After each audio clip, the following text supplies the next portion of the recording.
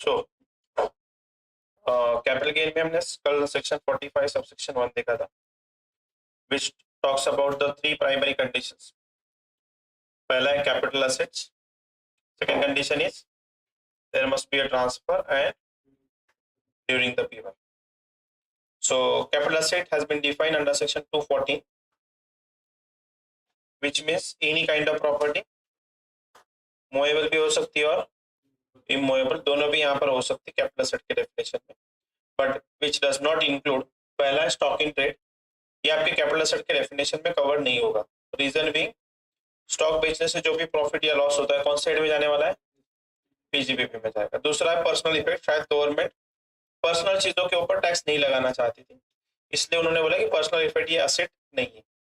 So impact of this is it is not a capital asset. तो अगर ये बेचने से कुछ भी प्रॉफिट वगैरह होता है तो ये टैक्सेबल नहीं होगा.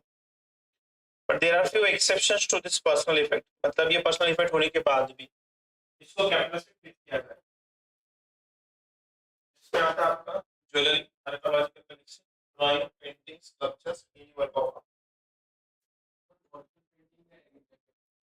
यस, हाँ सारी पेंटिंग्स आ जाएगी. What about the jewellery and sorry shares and bullion, जो हमने आईओएस में देखा था. शेयर्स ऑब्वियसली यस, ये पर्सनल इफेक्ट होते ही नहीं, इसलिए ये भी कैपिटल असेट है, as well as bullion also. What about the rural agriculture land, ये कैपिटल असेट नहीं है. So effect of this is it is not taxable, कोई टैक्स नहीं आने वाला. रूरल होती क्या, हमने देखा था ये सर्कल बना के, ऐसी सिटी, म्यूनिसिपल कॉर्पोरेशन या jurisdiction of any cantonment board जिसकी पॉपुलेशन 10,000 से ज्यादा है, उस एरिया के अंदर कोई लैंड है, इट्स अ अर्बन.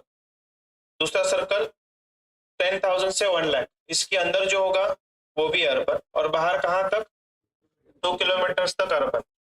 फिर 1 लाख से 10 लाख वाले सिटी में अंदर भी अर्बन रहेगा और बाहर कहाँ तक जाना आपको, 6 kilometre. And the population of 10 lakh like से पुणे सिटी, पीसीएमसी, तो यहाँ की पॉपुलेशन 10 लाख से ज्यादा है, तो सिटी के अंदर जो होगा वो भी अर्बन, और सिटी के बाहर कहाँ तक जाना है, 8 किलोमीटर तक जाना है. ये डिस्टेंस कैसे होगा, अप्रोच रोड और aerial distance.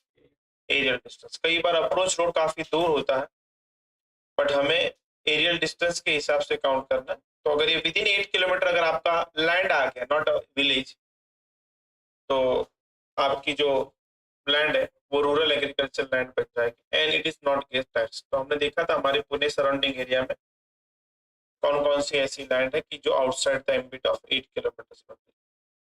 Then we have seen how to define the assets, whether it's a long term और शॉर्ट टर्म. उसके लिए क्राइटेरिया थे. लिस्टेड सिक्योरिटी के लिए 12 महीने का criteria, unlisted shares as well as land building के लिए कितना, 24 मंथ्स, और बाकी जो असेट बच जाती है उसके लिए 36 मंथ्स, लाइक से गोल्ड, ठीक है, पेंटिंग एक्सेट्रा. देन ट्रांसफर को हमने प्राइमरी डिस्कस किया था, which includes sale, exchange, relinquishment, extinguishment of any right, compulsory acquisition etcetera. बाकी के नीचे हम रिस्पेक्टिव प्रोविजन में देख लेंगे. तो ये भी अगर आप कर रहे हो कि यहाँ पे हो सकता है कि आपको पैसा ना मिले, लाइक से इन case of exchange will not get any rupees. आप पुरानी कोई गोल्ड ज्वेलरी दे देते हो दुकानदार को, नई वाली खरीद के लाते हो, so whether will get the any amount, answer may not be, but फिर भी लॉ बोल रहा है कि ये ट्रांसफर है और इसके ऊपर टैक्स आ जाए. Third condition is such a transfer takes place during the PY. इस साल में अगर ट्रांसफर किया होगा इस साल में टैक्सेबल होगा. अगर आप ट्रांसफर 31 मार्च के बाद कर रहे हो तो नेक्स्ट ईयर में चला जाए. Now this is the standard format to calculate the capital gain. चलो इसको थोड़ा एनालाइज करते हैं. कंप्यूटेशन ऑफ कैपिटल गेन, ये फॉर्मेट आपको पूरे टॉपिक में यूज करना है, यही फॉर्मेट हमारा रहेगा, which is starting with date of acquisition. यहाँ पे कोई ना कोई डेट ऑफ एक्विजिशन जरूर होगी. Let's say we are talking about the gold jewellery जो हमने सेल किया है, तो डेट ऑफ एक्विजिशन मतलब कौन सा वाला तारीख रहेगा, उसको परचेस किया होगा। तो लेट्स से 15 जून 2010, एक रैंडम डेट ले लिया मैंने ऐसे। डेट ऑफ ट्रांसफर मतलब सेल का डेट, जो हमने इसी साल में बेच दिया है, 15 जून 2023 को 20। इसके बाद ये दोनों डेटा आपको क्वेश्चन में दिया जाएगा। नेचर ऑफ असेट आपको आइडेंटिफाई करना है। Now this is the gold and the period of holding is around 13 years. क्या बन जाएगा ये? So next part will come, it is the nature of asset is long term capital asset. यही अगर 2 साल होते और अगर ये गोल्ड होता तो क्या करते हम? शॉर्ट टर्म, बिकॉज गोल्ड के लिए लिमिट कितना है? वो 12, 24 या 36, 36। So after 36 month it becomes a long term. इसके बाद पर्टिकुलर्स और रुपीज वाला कॉलम ऐड हो जाता है, क्योंकि ऊपर रुपीज कहीं पर भी नहीं। Next, full value of consideration. It is a technical word used in this income tax. It is nothing but a sale price. ठीक है, आप उसे सेल प्राइस बोल सकते हो, बट नहीं, हमें जब सॉल्व करोगे तो आपको एफवीसी ही यूज करना है, और इसको शॉर्टकट में हम एफवीसी भी लिखेंगे, फुल वैल्यू ऑफ कंसिडरेशन। ये क्या होगा, क्या लगता है आपको? ये सेल प्राइस है, मतलब जिस प्राइस में बेचा होगा वो होगा।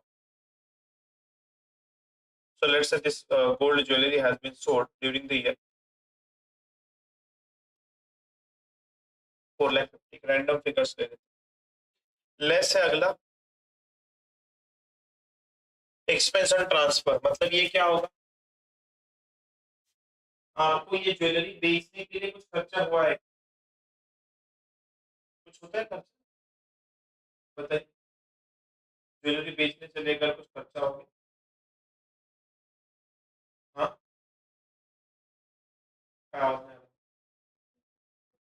अच्छा, एडवर्टाइजमेंट करते गोल्ड बेचना है करके आपण करणार ते नाही, शॉप वाल्यांचं नाही म्हणत मी, उनके लिए तो स्टॉक इन ट्रेड है। इट इज फॉर अस, हमारे घर की कोई ज्वेलरी बेचनी होगी, कर सकते हो, प्रॉब्लम नहीं, बट यूजुअली वी डोंट करते हैं। क्या, घर की कोई ज्वेलरी बेचनी होगी तो बाहर बोर्ड लगा देंगे, ज्वेलरी बिकने आए, लाइन लग गए उसमें। यूजुअली नॉट, बट कर सकते हो। कई बार आप ज्वेलरी शॉप में आने जाने के लिए भी आप खर्चा क्लेम कर सकते हो, कि रिक्शा से चले गए, कैब बुक किया, सो that is expenses on transfer. One more thing, कभी ज्वेलरी दुकान में आप चले गए तो ही वेरीफाइज द ज्वेलरी, और एक चीज होता है क्वांटम वेरीफाई किया जाता है कि इसकी प्योरिटी कितनी है। वो कौन से बेसिस पर होता है? वो कैरेट्स, 22 कैरेट्स, 23 कैरेट्स, 24 कैरेट्स, है ना? तो उसको कैसे पता चलता है वो कितना कैरेट ज्वेलरी आपकी? दगड़ घासुन नहीं, आजकल तो मशीन आ गई, they put below the machines, और मशीन उसमें दिखा देता है कि what is the quantum of gold in the jewellery, but क्या अलग अलग जोड़ जोड़ होता है।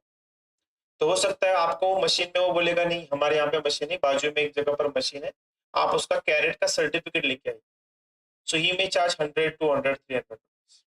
वन मोर थिंग, कई बार गोल्ड अगर आपको बेचना होगा, एक प्रैक्टिकल एडवाइस दे देता हूँ, if you want the genuine amount of your gold, क्योंकि दुकानदार तो लूटने के लिए बैठे हुए, तो उनके पास एक ऑप्शन होता है, जो भी आपका गोल्ड है ना उसको आप मेल्ट करके एक छोटा सा ब्लॉक वगैरह जो भी बनेगा वो वैसे कर सकते हो, कि पूरा गोल्ड आपका मेल्ट करेंगे वो कढ़ाई में, और ऐसा लड्डू बन जाएगा उसका। देखा है? हाँ, ठीक है। एक लड्डू बन जाता है, और वो लड्डू को फिर हम टेस्ट करते हैं कि उसमें प्योरिटी कितनी, what is the gold quantum. तो लड्डू बनाने का, जो हमारी इतनी सारी ज्वेलरी, उसका छोटा सा एक लड्डू बन जाता है। वो लड्डू बनाने का वो लोग 200-300 रुपए लेते हैं।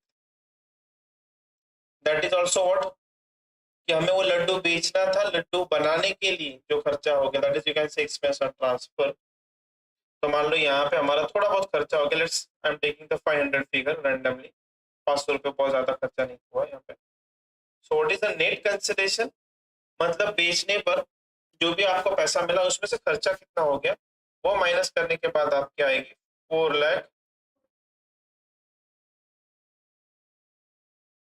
पॉइंट। उसके बाद लेस है कॉस्ट ऑफ एक्विजिशन, उस ज्वेलरी को आपने कब खरीदा था। तो यहाँ पे एक चीज मैं थोड़ा चेंज कर देता हूँ, ये शॉर्ट टर्म वाला है इसलिए मुझे इसको शॉर्ट टर्म बनाना। सो ये 22 ले लेता हूँ और ये short term. Then cost of acquisition कितने में खरीदा था, सो लेट 3,80,000 में इस ज्वेलरी को हमने खरीदा। This is our cost. So cost of acquisition में क्या क्या आएगा, देखो cost of acquisition includes all the expenditure which is incurred to asset is put to use। कि जैसे अगर आपको एसी खरीदना होगा या एसी परचेस करना होगा, व्हाट आर इंसिडेंटल कॉस्ट, कि एसी तो खरीद लिया 50,000 का, ये हमने डिप्रिसिएशन में भी देखा था। What is the cost of acquisition for AC, क्या क्या क्या, पहले एसी की प्राइस, ट्रांसपोर्टेशन, फिर लोडिंग अनलोडिंग के लिए उन्होंने कुछ लिया होगा उठाने के लिए हमाली वगैरह चार्जेस, फिर इंस्टॉलेशन, इंस्टॉलेशन में कई बार मटेरियल भी एक्स्ट्रा लग जाता है, वो मटेरियल भी एक्स्ट्रा लेके थे। ये सारी चीजों को कौन सी कॉस्ट में ऐड करना है, असेट की कॉस्ट में ऐड करना है, जिसे हम कैपिटलाइज कहते हैं। वैसे ये भी लॉ बोल रहा है अगर कोई एसेट खरीदने के लिए जो कुछ भी खर्चा हुआ है that will become your cost of asset. जब आप इमोबल प्रॉपर्टी खरीदते हो तो इमोबल प्रॉपर्टी पे हमें उसके ऊपर स्टैम्प ड्यूटी पे करनी पड़ती है, stamp duty, registration fee and lawyer fee, sometimes search report also कि लीगल टाइटल सही है कि नहीं। वो सारे खर्चे हमें कहाँ डालने हैं, कॉस्ट ऑफ एक्विजिशन में। कि लैंड तो हमने 50 लाख में खरीद लिया बट बाकी 4-5 लाख रुपए और खर्चा आया है खरीदने के लिए, कमीशन वगैरह, तो ये 5 लाख को आप उसमें ऐड कर सकते हो and your cost of acquisition will become 55 lakhs। तो ये सारी कॉस्ट हमें यहाँ पे ऐड करनी, जैसे कि यहाँ पे ज्वेलरी होगा तो मेकिंग चार्जेस, जीएसटी वगैरह सारी चीजें। कॉस्ट ऑफ इंप्रूवमेंट, इस असेट को खरीदने के बाद आपने कुछ उसमें इंप्रूवमेंट किया क्या, which is in the capital nature, की जिससे उस ज्वेलरी की प्राइस बढ़ जाए। जैसे मान के चलो कि मैंने ज्वेलरी खरीद लिया, उसके ऊपर जो डायमंड लगे हुए थे ना वो अमेरिकन डायमंड थे, मतलब नकली वाला, मुझे उसके ऊपर ओरिजिनल डायमंड था चाहिए था, तो मैंने एक 30,000 रुपए का डायमंड ओरिजिनल खरीद कर उसके ऊपर चिपका दिया। So that is called as what, cost of improvement.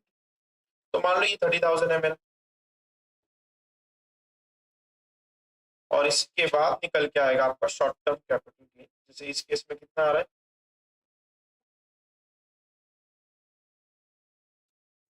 ये एग्जाम्पशन अभी छोड़ दो, उसको हम लास्ट में देखते। Accordingly there would be a short term capital gain of 39। Okay,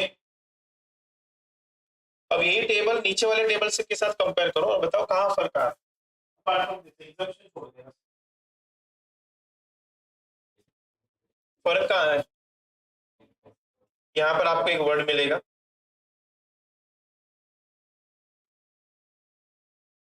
index cost.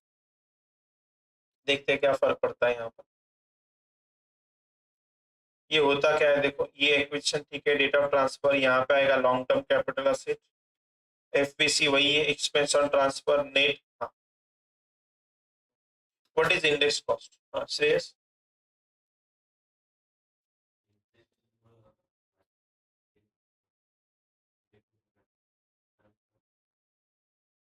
आवाज आ रहा था सब, आवाज तो आ गया, और अच्छे से, और कुछ डाउट समझ में आ गया। हाँ उनको पूछ रहा, हाँ मानसी, रुचिरा, सुना ही नहीं, थोड़ा बड़े आवाज से।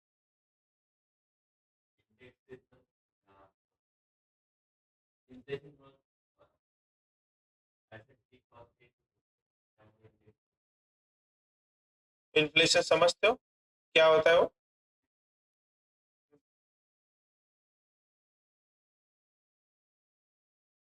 ये सब अभिलाषा,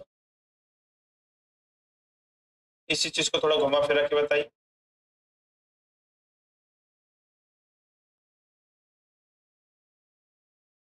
ओके, यहाँ पर देखो कई बार ऐसा हो सकता है कि गोल्ड ज्वेलरी 10 साल पहले आपके पेरेंट्स ने खरीदा होगा और उनका मानना है कि मैंने तो 1 लाख में ही खरीद लिया 10-12 साल पहले, और आज उसको आप इतने 4-4.5 लाख रुपए में बेच रहे हो, ठीक है, 10-12 साल पहले कितने में खरीदा था? सिर्फ 1 लाख रुपीज। तो हम तो बोलेंगे पापा आपने तो बहुत प्रॉफिट कमा लिया, जिस चीज को 1 लाख रुपए में खरीदा था उसको आप 10-15 साल के बाद 4.5 लाख रुपए में बेच रहे हो, तो आपको तो 3.5 लाख रुपए का फायदा होगा। बेटा बोलेगा ये मैथमेटिक्स नहीं है बेटा, इसके पीछे थोड़ा लॉजिक भी होता है। 10 साल पहले मेरी सैलरी बहुत कम थी, महीने का सिर्फ मैं हार्डली 5-6 हजार रुपए या 10 हजार रुपए कमाता था। उस जमाने में मैंने लिया था, तो उस जमाने में बहुत सारी चीजें सस्ती मिलती थी। उस जमाने में मैं और कुछ खरीदता था तो शायद मुझे फायदा हो जाता। ये तो मेरा उल्टा नुकसान में है। नुकसान में कैसे? उस वक्त मैंने शायद लैंड प्रॉपर्टी लिया होता तो शायद प्राइस काफी ज्यादा बढ़ जाती।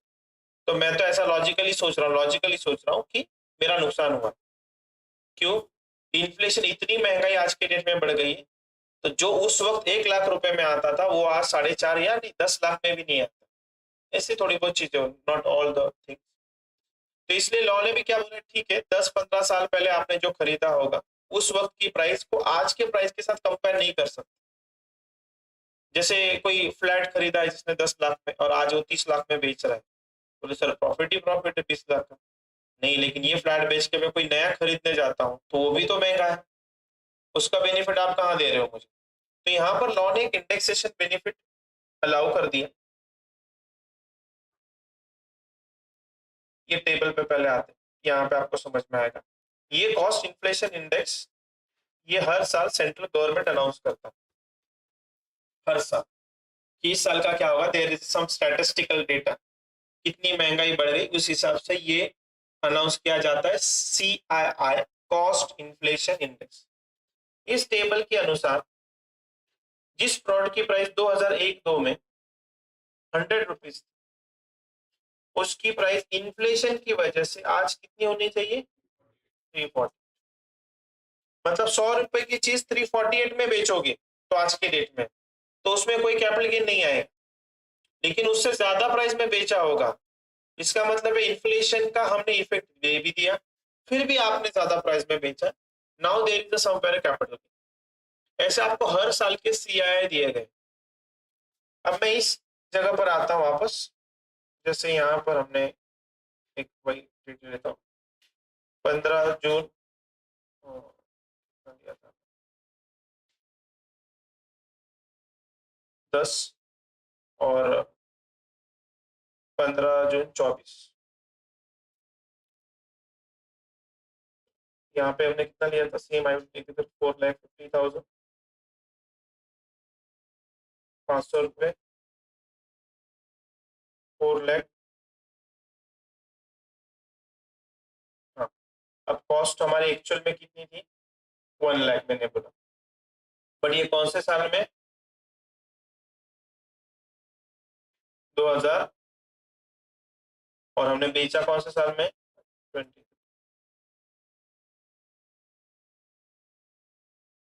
23-24। अब करना क्या है देखो, इस 1 लाख को आपको इंडेक्स करके इस साल के लिए लेकर आना। So how it is done? 1 lakh into CII for the year of transfer. कौन सा साल है ईयर ऑफ ट्रांसफर बताइए मुझे?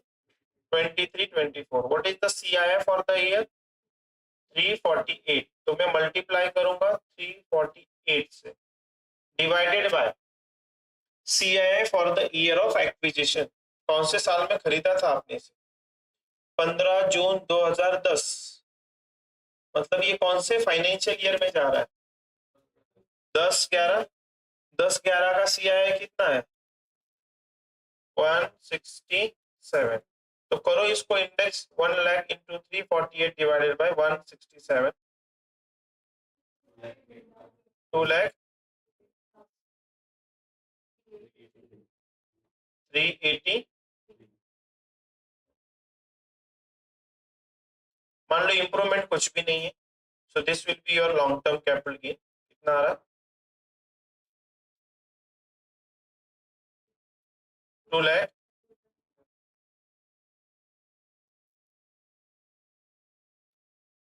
जो भी 117 और 6, ये आ जाएगा आपका long term capital gain.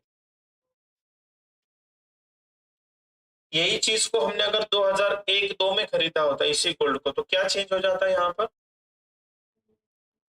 Index cost change हो जाती है 1 लाख इंटू 348 डिवाइडेड बाय 1-2 में खरीदा था, तो ये क्या हो जाता 100।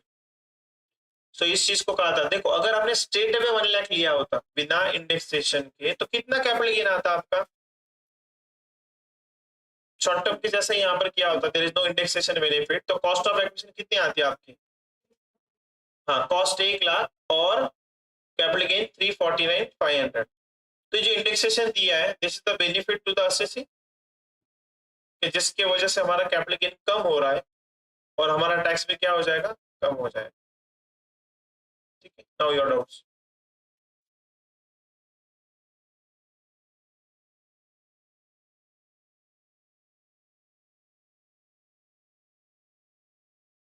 लॉजिकली भी ये सही लगता है मुझे कई बार, हाँ बट ये आंकड़े जो है वो एग्जैक्ट शायद मैच नहीं कर पाएंगे, ये ओवरऑल एनालिसिस करके पूरे इकोनॉमी का एनालिसिस करके ये आंकड़े दिए जाते हैं 317, फिर महंगाई बढ़ के 331 एंड नाउ इट्स 3। ये हर एक में जो डिफरेंस है वो सेम नहीं रहेगा, हर साल जीडीपी इकोनॉमी सारी चीजें देखकर गवर्नमेंट खुद एक इन्फ्लेशन का अमाउंट को डिसाइड करता है, जो काफी सारे जगह पर यूज होता है।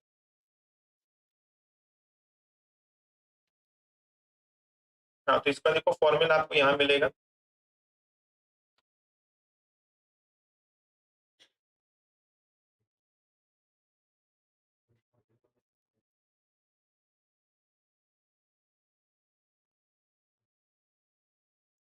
हाँ डाउट शुभम, बहुत इंपॉर्टेंट, ये इंडेक्सेशन याद रखना है, उसने अपने काम की चीज पूछ ली पर याद रखना है इसको, याद कैसे रहेगा, तो ये आपको एग्जाम में दिया जाता है, not the whole table but जितना रिलेवेंट सी आया है, जैसे इस केस में हमारे लिए कौन सा जरूरी था, 2010-11 का एक चाहिए था और 23-24 का, ये आपको क्वेश्चन के नीचे दिया जाएगा कि 23-24 का सी आया 348 है, 11-12 का 184 है, 10-11 का 167 है। कई बार एक्स्ट्रा एक आध साल दिया भी जाता है एडिशनली जानबूझकर कंफ्यूज करने के लिए, बट हमें जिस साल का चाहिए उस साल का हमें उठाना, तो ये टेबल हमेशा दिया जाना ही चाहिए, institute don't expect this is to be remembered, but एक बार एग्जाम में नहीं दिया था, but that was a printing mistake, it was a printing mistake. ऐसे हालत में क्या कर दिया, इंस्टीट्यूट की तरफ से आ जाता है इन्विजिलेटर के पास वो डायरेक्शंस कि आप अपने पूरे सेंटर में वो इन्फॉर्म कर दिया व्हाट इज द करेक्शन, होता है ना आपके एग्जाम में कुछ करेक्शन, कौन लेके आता है वो लेके आता है या कोई तो एक बंदा, वो हर जगह पे शायद ना घूमे, एक बंदा लेके आता है सर करेक्शन करवाना, फिर वहां पे जो सुपरवाइजर होगा वो चेक करता है, ठीक है बच्चों चलो पेज नंबर 3 पे आ जाओ, this is to be rectified 5 lakh to 50 lakh कर दो, ऐसे करेक्शन करवा देते हैं। कई बार ये जो लोग होते हैं ना वो जूनियर स्टाफ वाले वो लेके आते हैं, इसको क्या बोलते हैं वो, प्यून ना, तो सबसे नीचे होता है वो हेडमास्टर प्रिंसिपल का ऑफिस, वो प्यून को बुला लेता है, प्यून को बोलता है ये ले बेटा तुझे हर क्लास में जाके ये दिखाना, तो प्यून असतो असाई और प्यून असतो, वो हाथ में लेके जाता है, he approaches 3-4 classroom bottom, बोलता है अभी मैं थक गया, now he goes for a tea break, फिर वापस आता है, फिर एक फ्लोर करेगा, फिर पानी पीने जाएगा, खाना पीना खाने जाएगा, और अगर आपका नसीब बुरा रहा तो आपका टॉप क्लास फ्लोर पर आपका क्लासरूम होगा, शायद वो वहां तक ना पहुंचे, because you want a tea break, lunch break, घूमने का ब्रेक। तो ऐसे हालत में एग्जाम में ध्यान रखना, जहां पर भी आपको ये नजर आई ये नहीं दिया है, immediately asked to the supervisor, वो देखो जरा प्यून कुठे आहे बघा, तो प्यून कुठं पडलाय त्याला उचलून आणा इथं पहिला, वी वांट दिस फिगर्स, ये दिया जाना ही चाहिए, ठीक है, देयर इज नो एक्सक्यूज, ठीक है, वो गलती से हो जाता है ऐसा,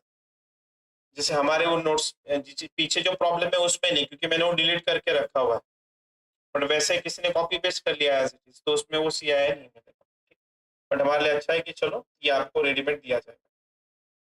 ये रहा उसका फॉर्मूला, फॉर्मूला मुझे लगता है वैसे याद रखना, इट्स लॉजिकल, जो चीज 2001 दो में 100 रुपए में थी आज कितने में होगी, सो उस हिसाब से फॉर्मूला बना सकते हो। वन मोर थिंग, ये सीआईए कब से शुरू हुए, 2001 दो से।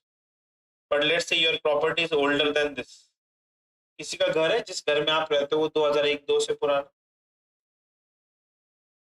कधीच आहे, यहाँ पे पुणे में है किसी का 2001-2 से पुराना, हो सकता है आपका पुराना परदादा ने घर बनाया होगा, नहीं दादाजी भी काफी है इसके लिए, तो 2001 तो इट इज वेरी रिसेंट, आपके फादर ने भी शादी से पहले बनाया होगा तो ये भी 2001-2 से पुराना ही हो, बहुत पुरानी बात नहीं, हार्डली 24 ईयर्स बैक। तो मान लो 1990 में ये प्रॉपर्टी को खरीदा था और फिर बेचा ना, what will do, will take 100, तो क्या उसका नुकसान नहीं हो रहा है?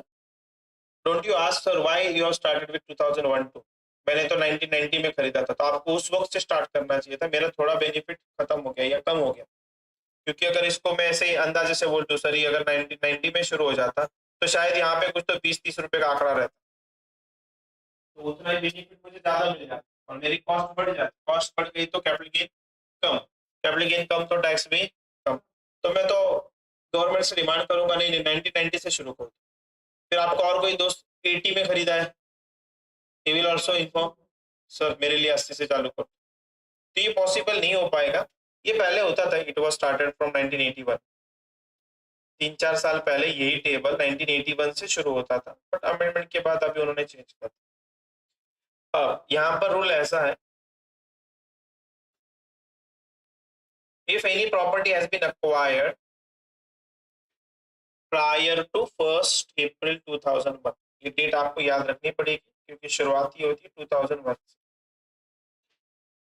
अगर किसी ने प्रॉपर्टी को 1/4/2001 से पहले खरीदा है तो उसके पास एक चॉइस है, either he can take a fair market value on the 1 April 2001, उसके पास चॉइस है कि मार्केट में उसकी जितनी वैल्यू होगी 1 अप्रैल 2001 को या उसकी एक्चुअल वाली कॉस्ट उसमें से वो हायर ले सकता है। Take a scenario,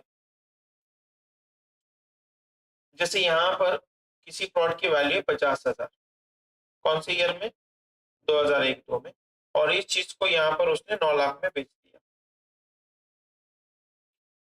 so FBC is 9 lakh, cost index cost कैसे कैलकुलेट करोगे यहाँ पर आप, 50,000 into what 348 and divided by 100, तो जो भी आ रहा है आप उसका बेनिफिट ले सकते हो।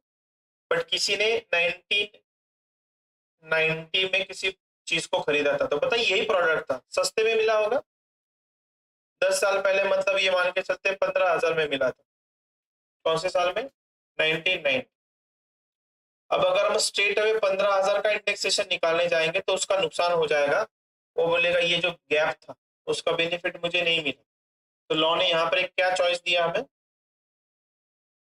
जिस चीज को आपने 1990 में खरीदा है उसकी कॉस्ट ऑफ एक्विजिशन क्या होगी, 1, the fair market value on 1 April 2001 कितनी होगी, करीबन ये दोनों प्लॉट सेम ही है,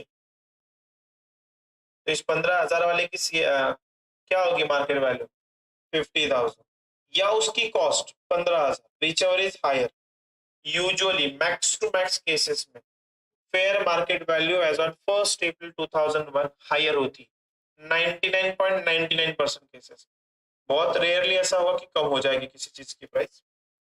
नाउ भले ही आपने 15,000 में इसे खरीदा है बट आप इंडेक्सेशन कितने का करोगे, तो यही आपका बेनिफिट है उस 10 साल कि पहले हम आपके ओरिजिनल कॉस्ट को मार्केट वैल्यू तक लेकर आ गए और फिर आपका उसने इंडेक्सेशन करवा, ठीक है,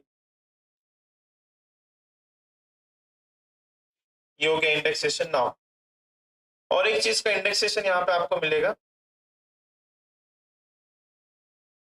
अगर आपने किसी असेट के ऊपर इंप्रूवमेंट करवाया, लाइक से यूजुअली हाउस, मान के चलो जब खरीदा था तो सिंगल फ्लोर का घर, 8-10 साल के बाद आपने उसके ऊपर और एक फ्लोर बढ़ा दिया, क्या फ्लोर बढ़ाने से प्रोडक्ट की वैल्यू बढ़ जाएगी, this is called as a improvement, जिससे प्रोडक्ट की वैल्यू बढ़नी चाहिए, तो यहाँ पर ये जो इम्प्रूवमेंट करोगे इसका भी आप क्या ले सकते हो, इंडेक्सेशन बेनिफिट ले सकते हो। इसके लिए फॉर्मूला वही होगा, cost of improvement multiply by CII for the year of transfer divided by CII for the year of purchase, नहीं CII for the year of improvement. Logically भी वही ये रहा उसका इम्प्रूवमेंट का formula.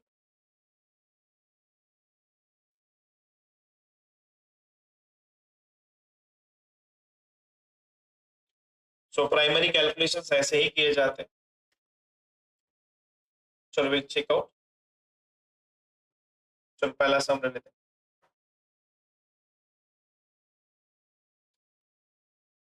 Mr. B purchased a small plot of land in 1997 for rupees 40,000 at Kolkata. Plot of land मतलब ये जमीन है, and sold it in September 23। कौन से साल में बेचा? 23-24 में at rupees 25 lakh. Fair market value भी आपको दी गई है। Compute the capital gain.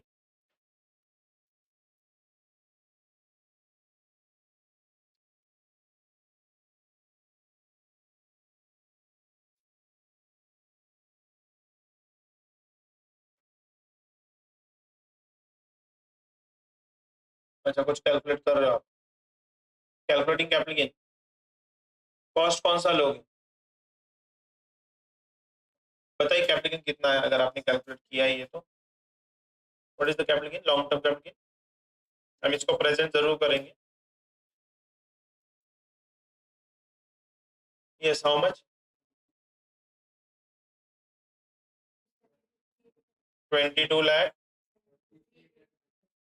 चलो इसको वेरीफाई करते। चलो नोटबुक में आ जाओ। Computation of capital gain, computation of capital gain particulars and wealth form.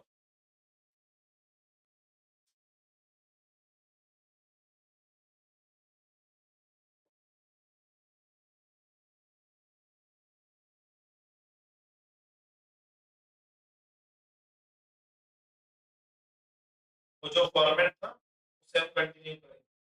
क्या था शुरुआत में? लॉन्ग टर्म वाला डेट ऑफ पर्टिकुलर को फॉलो करना है।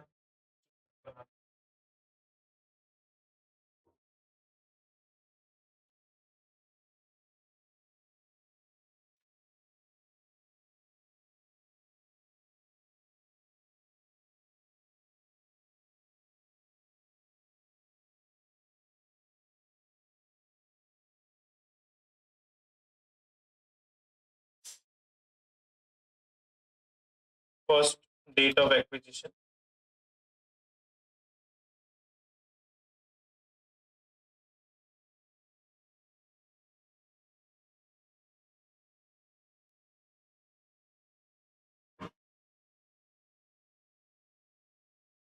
कितनी थी बताइए? What was the date of acquisition? 1997। वो जो ओरिजिनल था वही लिखना है आपको। फिर डेट ऑफ ट्रांसफर पूरा लिखिए आप, बाद में शॉर्टकट यूज करना। सितंबर, अगर आपके पास डेट अवेलेबल होगी तो डेट लिखना, वरना जो भी दिया गया होगा वैसे लिखना। नाउ नेचर, प्लॉट बेचा है मतलब लैंड बेची। बताइए कितने पीरियड के बाद ये लॉन्ग टर्म बन जाता है? 24 के बाद। और इसको तो काफी समय हो गया, 26 साल हो चुके। ये तो लॉन्ग टर्म में रहेगा। Nature of asset, long term capital asset. उसके बाद एक रुपीज का कॉलम यहाँ पे ऐड करना है उसको।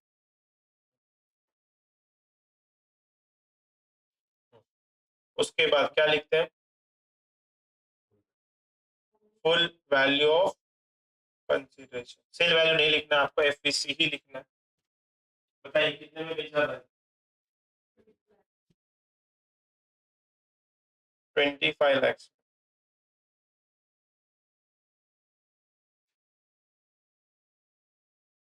लेस। ये एक्सपेंस हमेशा लिखना है, हो या ना हो। What is the expenses on transfer? कुछ भी नहीं है। कई बार होता है कि आपने असेट को बेच दिया बट खर्चा कुछ भी नहीं हुआ। देन नेट कंसिडरेशन 25 लाख ही रहेगा।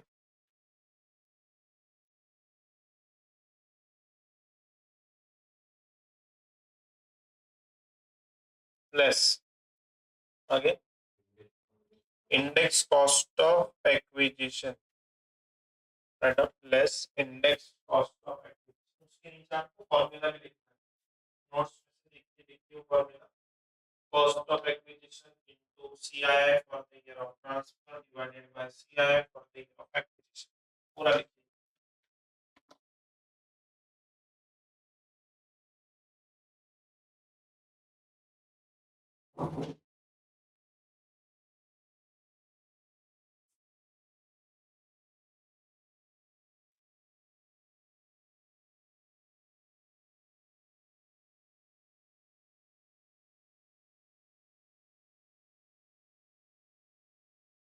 अब उस फॉर्मूला में फिगर्स डाल दीजिए।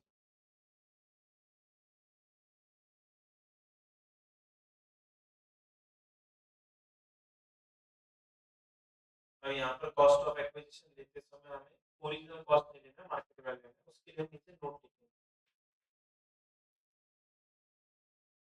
बताओ अमाउंट क्या है, कैसे लिखोगे? Cost of acquisition 65,000 multiplied by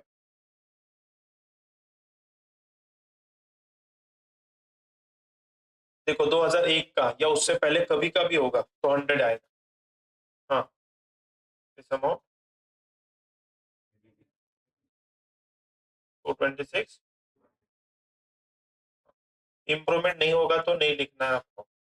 and now will get the long term capital gain.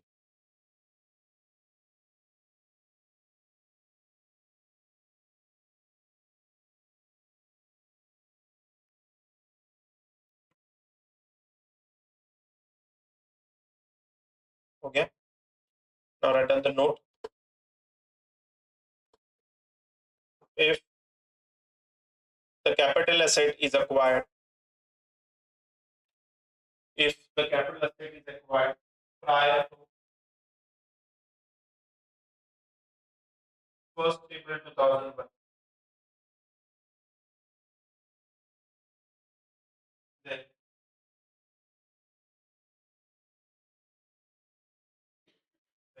cost of acquisition will be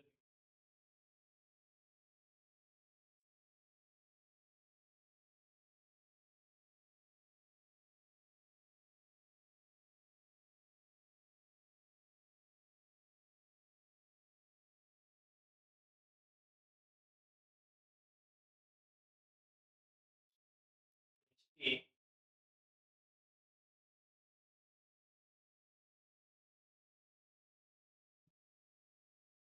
Actual cost of acquisition,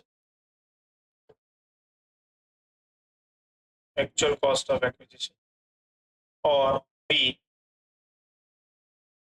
B, FMV, fair market value, as on 1st April 2001.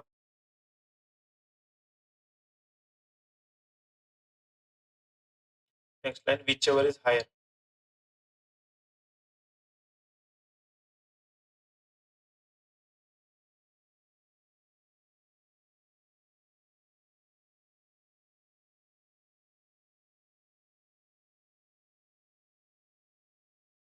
ठीक है, तो ये note जहां जहां पर आप first April वाला value लोगे वहां पे आपको कंसीडर करना। See the second one.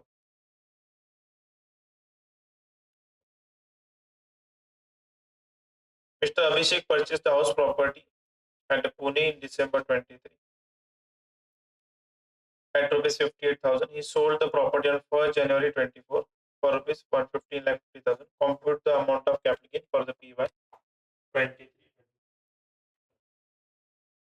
So the पूरा सॉल्व नहीं किया तो भी चलेगा, just give me the capital gain. You do your own वाला thing. अगला वाला पे सॉल्व। इसमें से ईयर बहुत इंपॉर्टेंट है, कौन सी तारीख कौन से साल में जाती है ये पता होना चाहिए।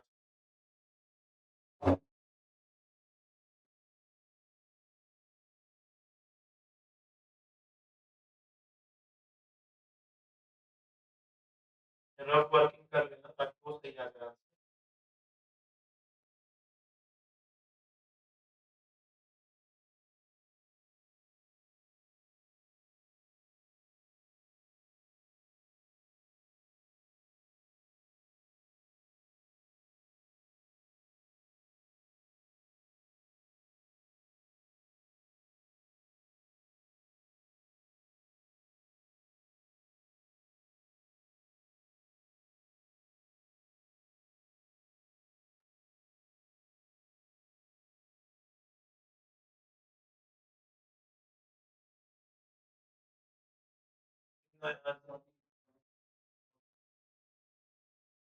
आया हो तो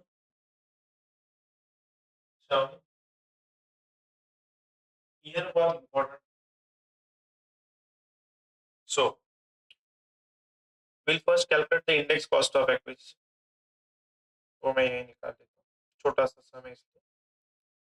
हाँ श्रावणी, काय करना, what is your cost of acquisition, whether it has been purchased prior to 1st April 2001 है क्या? नहीं। तो 1st April 2001 के बाद खरीदा गया होगा तो ऑप्शन नहीं रहता आपके पास, जो भी आपकी एक्चुअल कॉस्ट होगी उसी को कंसिडर किया जाए। So what is our actual cost of acquisition, 58,000 into what is your formula, CII for the year of transfer. कौन से साल में आपने बेचा है, ये कहीं जरूरी नहीं कि हर बार 23-24 अलग भी हो सकता है। सप्टेंबर 23 ला विकलाय मतलब कौन सा साल, ठीक आलं पाहिजे। सप्टेंबर 23 म्हणजे 23-24। व्हाट इज द 23-24 का CII कितना है, 348। वो आपको टेबल देख के देखना है, 348 डिवाइडेड बाय कौन से साल में खरीदा था आपने उसे, डिसेंबर 13 म्हणजे 13-14। What is the CII for that year, 220। इसका निकालो इंडेक्स कितना आ रहा है, सब करो कैलकुलेट, 74। सबका सेम आना चाहिए, सेम आ रहा है देखो। हाँ, ये आपकी कॉस्ट ऑफ एक्विजिशन आ गई, index cost of acquisition. What is your sale price, 15 lakh. ते फक्त त्यातनं माइनस होणार आहे 15 मधनं। सो जो आएगा वो लॉन्ग टर्म कैपिटल गेन होगा, कितना, 14 लाख।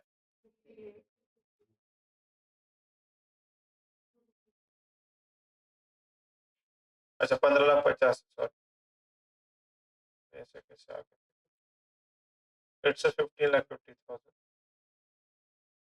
डन। चलो 3 नंबर हम सॉल्व करेंगे। Mister Rajesh purchase jewellery on 15 July 1998 for 2780। Fair market value दी गई 8,600। Further he purchase jewellery on 15 June, और एक बार खरीदा 15,650 में। On 15 October 23 sold entire jewellery for 18,65,000। अब यहाँ पे चीज नई क्या है कि खरीदते समय 2 बार खरीदा गया है और बेचते समय एक ही बार। क्या आप ये दोनों ज्वेलरी का अलग अलग कैपिटल गेन निकाल पाओगे, सेपरेट, कि पहले वाले ज्वेलरी में कितना गेन आया, दूसरे में कितना गेन आया? वाई, सेल प्राइस कंबाइन दिया है, हमारे पास डेटा ही नहीं है कि पहले वाले ज्वेलरी का बेच कर कितना पैसा मिला और दूसरे वाले का, इसलिए हमें जो प्रॉफिट निकालना है, गेन निकालना है, वो हम कंबाइन निकालेंगे। चलो राइट डाउन। अब इसको कैसे लिखा जाएगा, again make the table, particulars 1 column, particulars plus 1 column. First date of acquisition,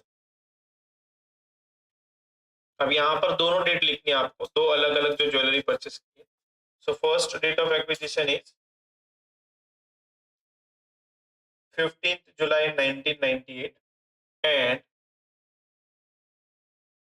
उसके चाहे तो नीचे लिख देना, दूसरे वाले लॉट कब खरीदा है आपने, 15 अगस्त 2016 में। तो ये दो लॉट आ गए। So 15 July 1998 and 15 August 2016। Next line, date of transfer, date of transfer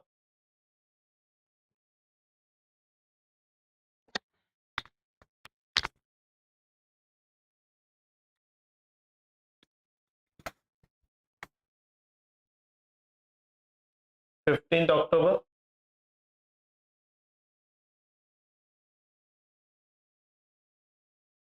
23। Nature of asset दोनों के दोनों कैसे बन रही है, लॉन्ग टर्म, इसलिए हमें कोई दिक्कत नहीं आएगी। एक शॉर्ट टर्म और एक लॉन्ग टर्म बन जाती ना तो कैलकुलेशन ये नहीं होता।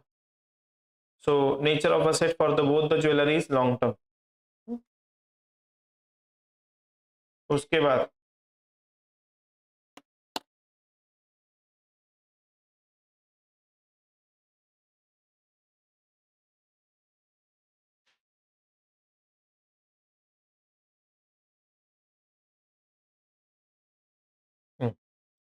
Next is what, rupees column add करेंगे। हाँ, एफबीसी नेचर लॉन्ग टर्म होने के बाद, yes what is FBC, 18,65,000 less expense on transfer 0।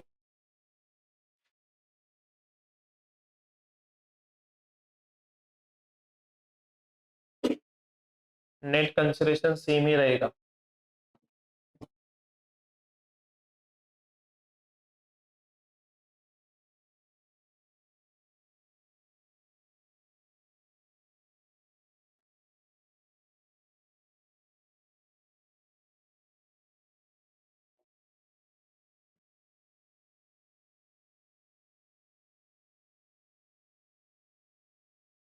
Next less index cost of acquisition, underline कर देना। उसमें आप रोमन 1 और रोमन 2 ऐसे दो अलग अलग कैलकुलेशन दिखा देना, या ए आर बी लिख सकते हो। उसमें रोमन 1 पहले वाले लॉट का आपको क्या करना है, इंडेक्सेशन करना है।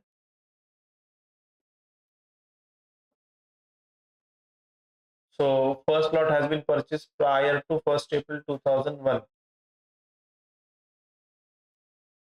So what is the cost for first lot? 8,600 into 348 divided by 100, right?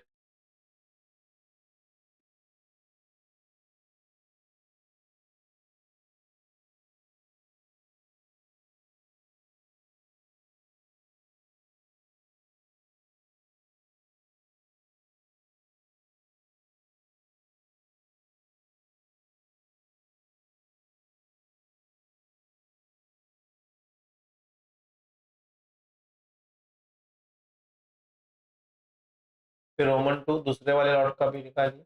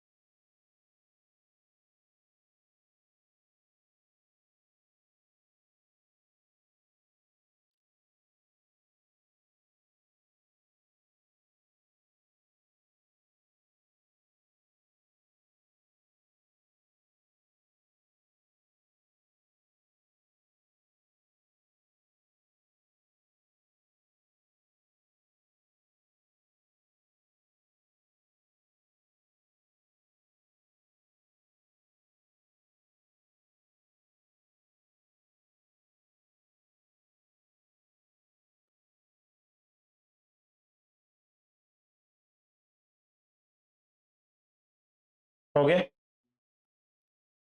so what is the long term capital gain? 18 lakh,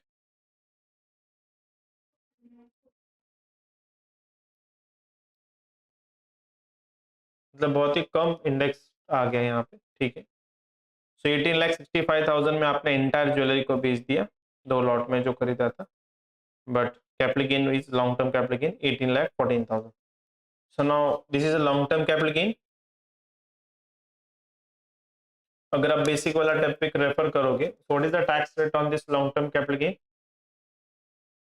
long term पे टैक्स रेट कितना होता है 20%, special rate of tax. So indirectly I can से 18 लाख जो है इसके ऊपर 20% tax इसको भरना पड़ेगा।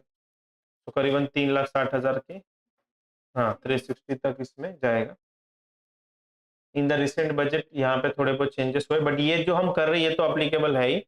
Additionally there are few things which we have to see now. चलो 4 नंबर सॉल्व करो, ये एग्जाम में आया हुआ है। यहाँ पे इम्प्रूवमेंट भी है, कोई फर्क नहीं पड़ता, कॉस्ट ऑफ इम्प्रूवमेंट और सीआईआई भी इम्प्रूवमेंट के डेट का लिया जाएगा। चलो solve this and making a table, table बनाना है आपको।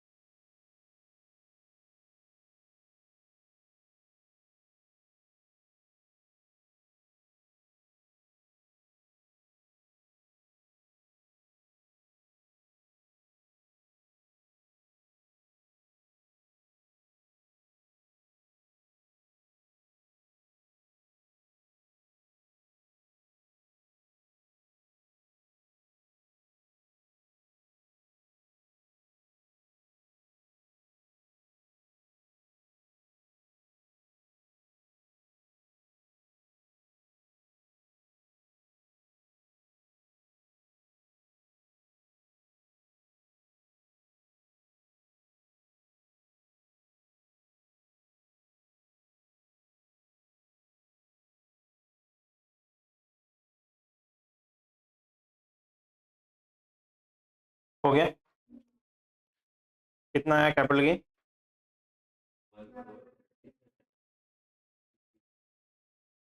33।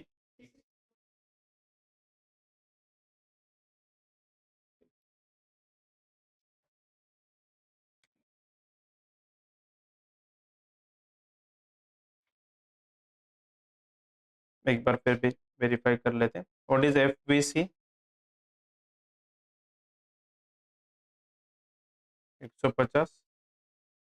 Expense on transfer net,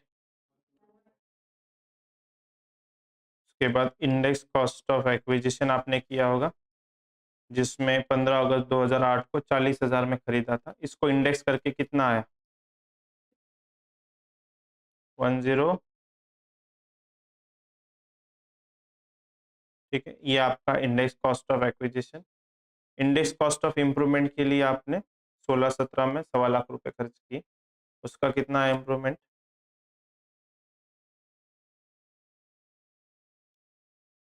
and finally this is the capital gain. ठीक है, तो यहाँ पे इस वाले में सब कुछ आ गया, आपका एक्सपेंस ऑन ट्रांसफर भी आ गया एज वेल एज इम्प्रूवमेंट भी आ गया। ठीक है,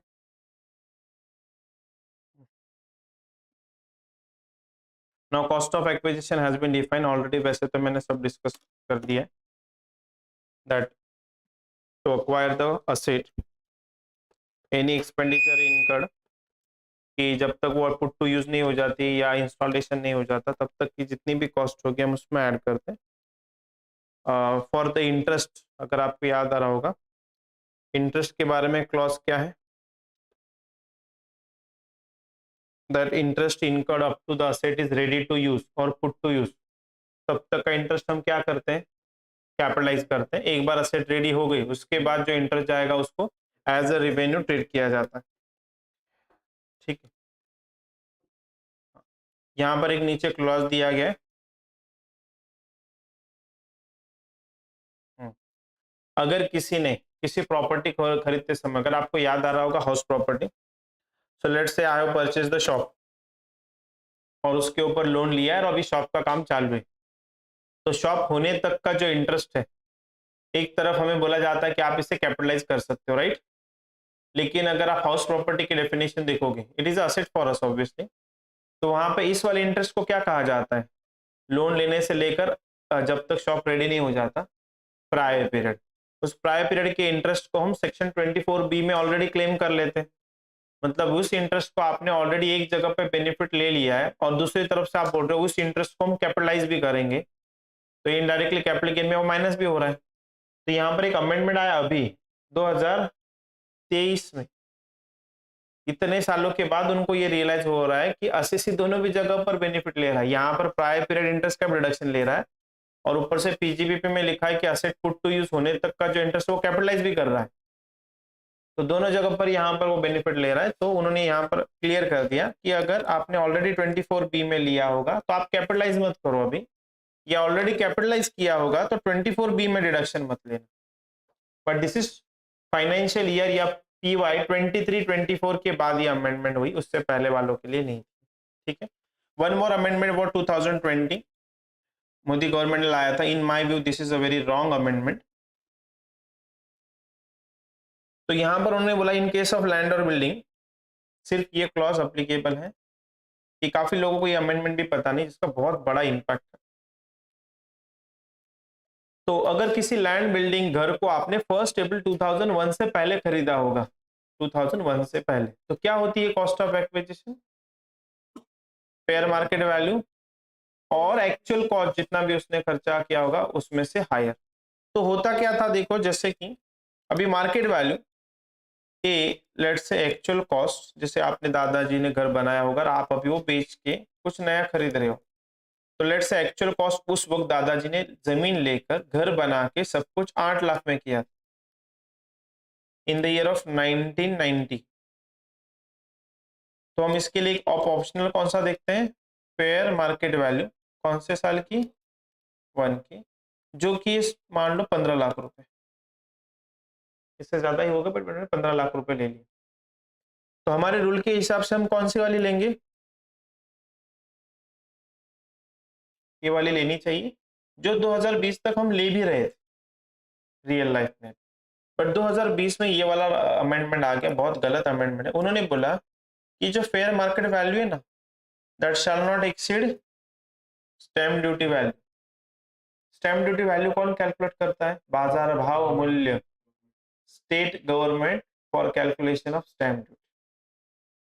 तो स्टेट गवर्नमेंट ने ना इतना अपडेटेड नहीं रहती, तो हम जब प्रैक्टिकली इन चीजों पर काम करते हैं तो कई बार क्या होता है, stamp duty value of this property is only let's say 6 lakh.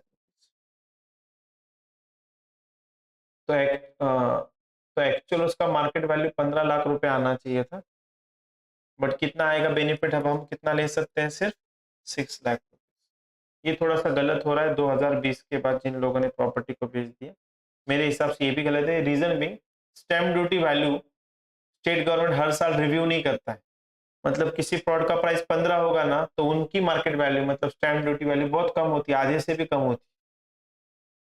तो इसलिए ये क्लॉज आपको यूज करना है, ये आपको एग्जाम में आने के चांसेस कम है, but yes you should remember. But ये वाला क्लॉज जो है ये सिर्फ कौन से प्लॉट के लिए, लैंड बिल्डिंग या बोथ, उस कॉम्बिनेशन के लिए रहेगा। Deemed cost of acquisition, cost to the previous owner,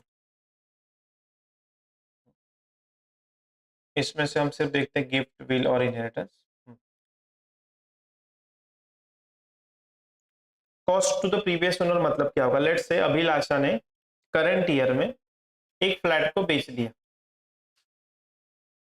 तो फ्लैट बेच दिया, तो एक बार देखते हैं डायग्राम में क्या क्या आएगा। पहला आएगा डेट ऑफ एक्विजिशन, तो अभिलाषा को पूछा जाएगा आपने इस फ्लैट को कब खरीदा था। ही सेड मैंने नहीं खरीदा था, तो किसने, मेरे पापा ने मुझे दिया। ठीक है, तो उसके फादर को बुलाएंगे, उनको पूछेंगे आपने कब खरीदा था, बोलेंगे मैंने भी नहीं खरीदा था, मेरे पापा ने खरीदा था। तो उनको भी बुला लेंगे, वो बोलेंगे मैंने 1990 में खरीदा था। So will consider the cost date of acquisition for Abhilesha 1990, previous owner की लेंगे।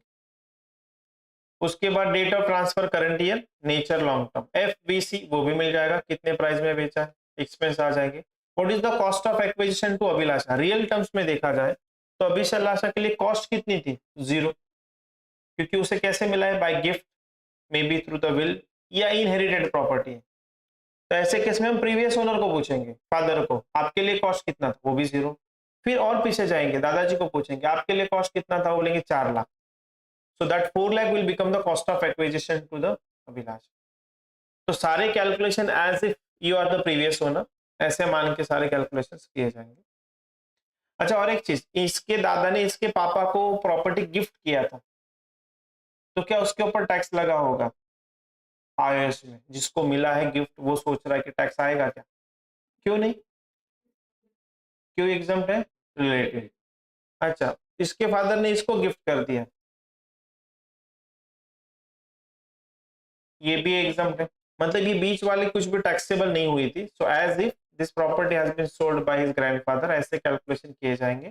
टैक्सेबल तो हम इसी को ही करेंगे। ठीक है, improvement we have done, index cost of improvement, okay, market value, no, come to the special cases.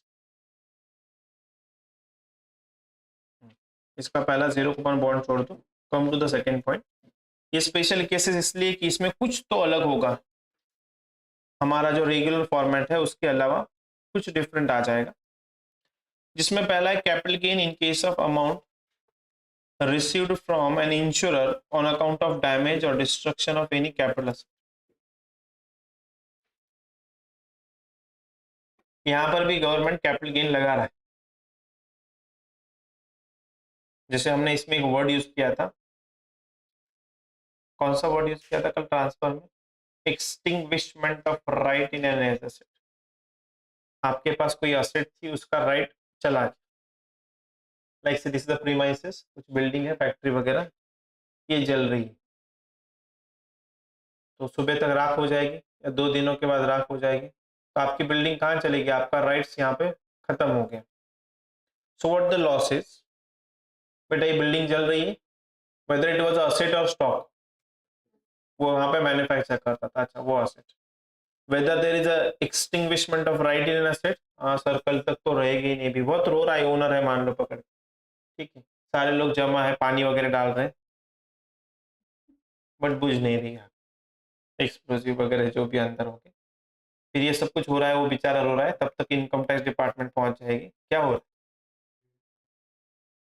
Asset जल रही है, अच्छा असेट जल रही है, section 247 extinguishment of right in an asset. अच्छा ठीक है बेटा, ये असेट है, हाँ देयर इज अ ट्रांसफर, चल तू इनकम टैक्स पे कर।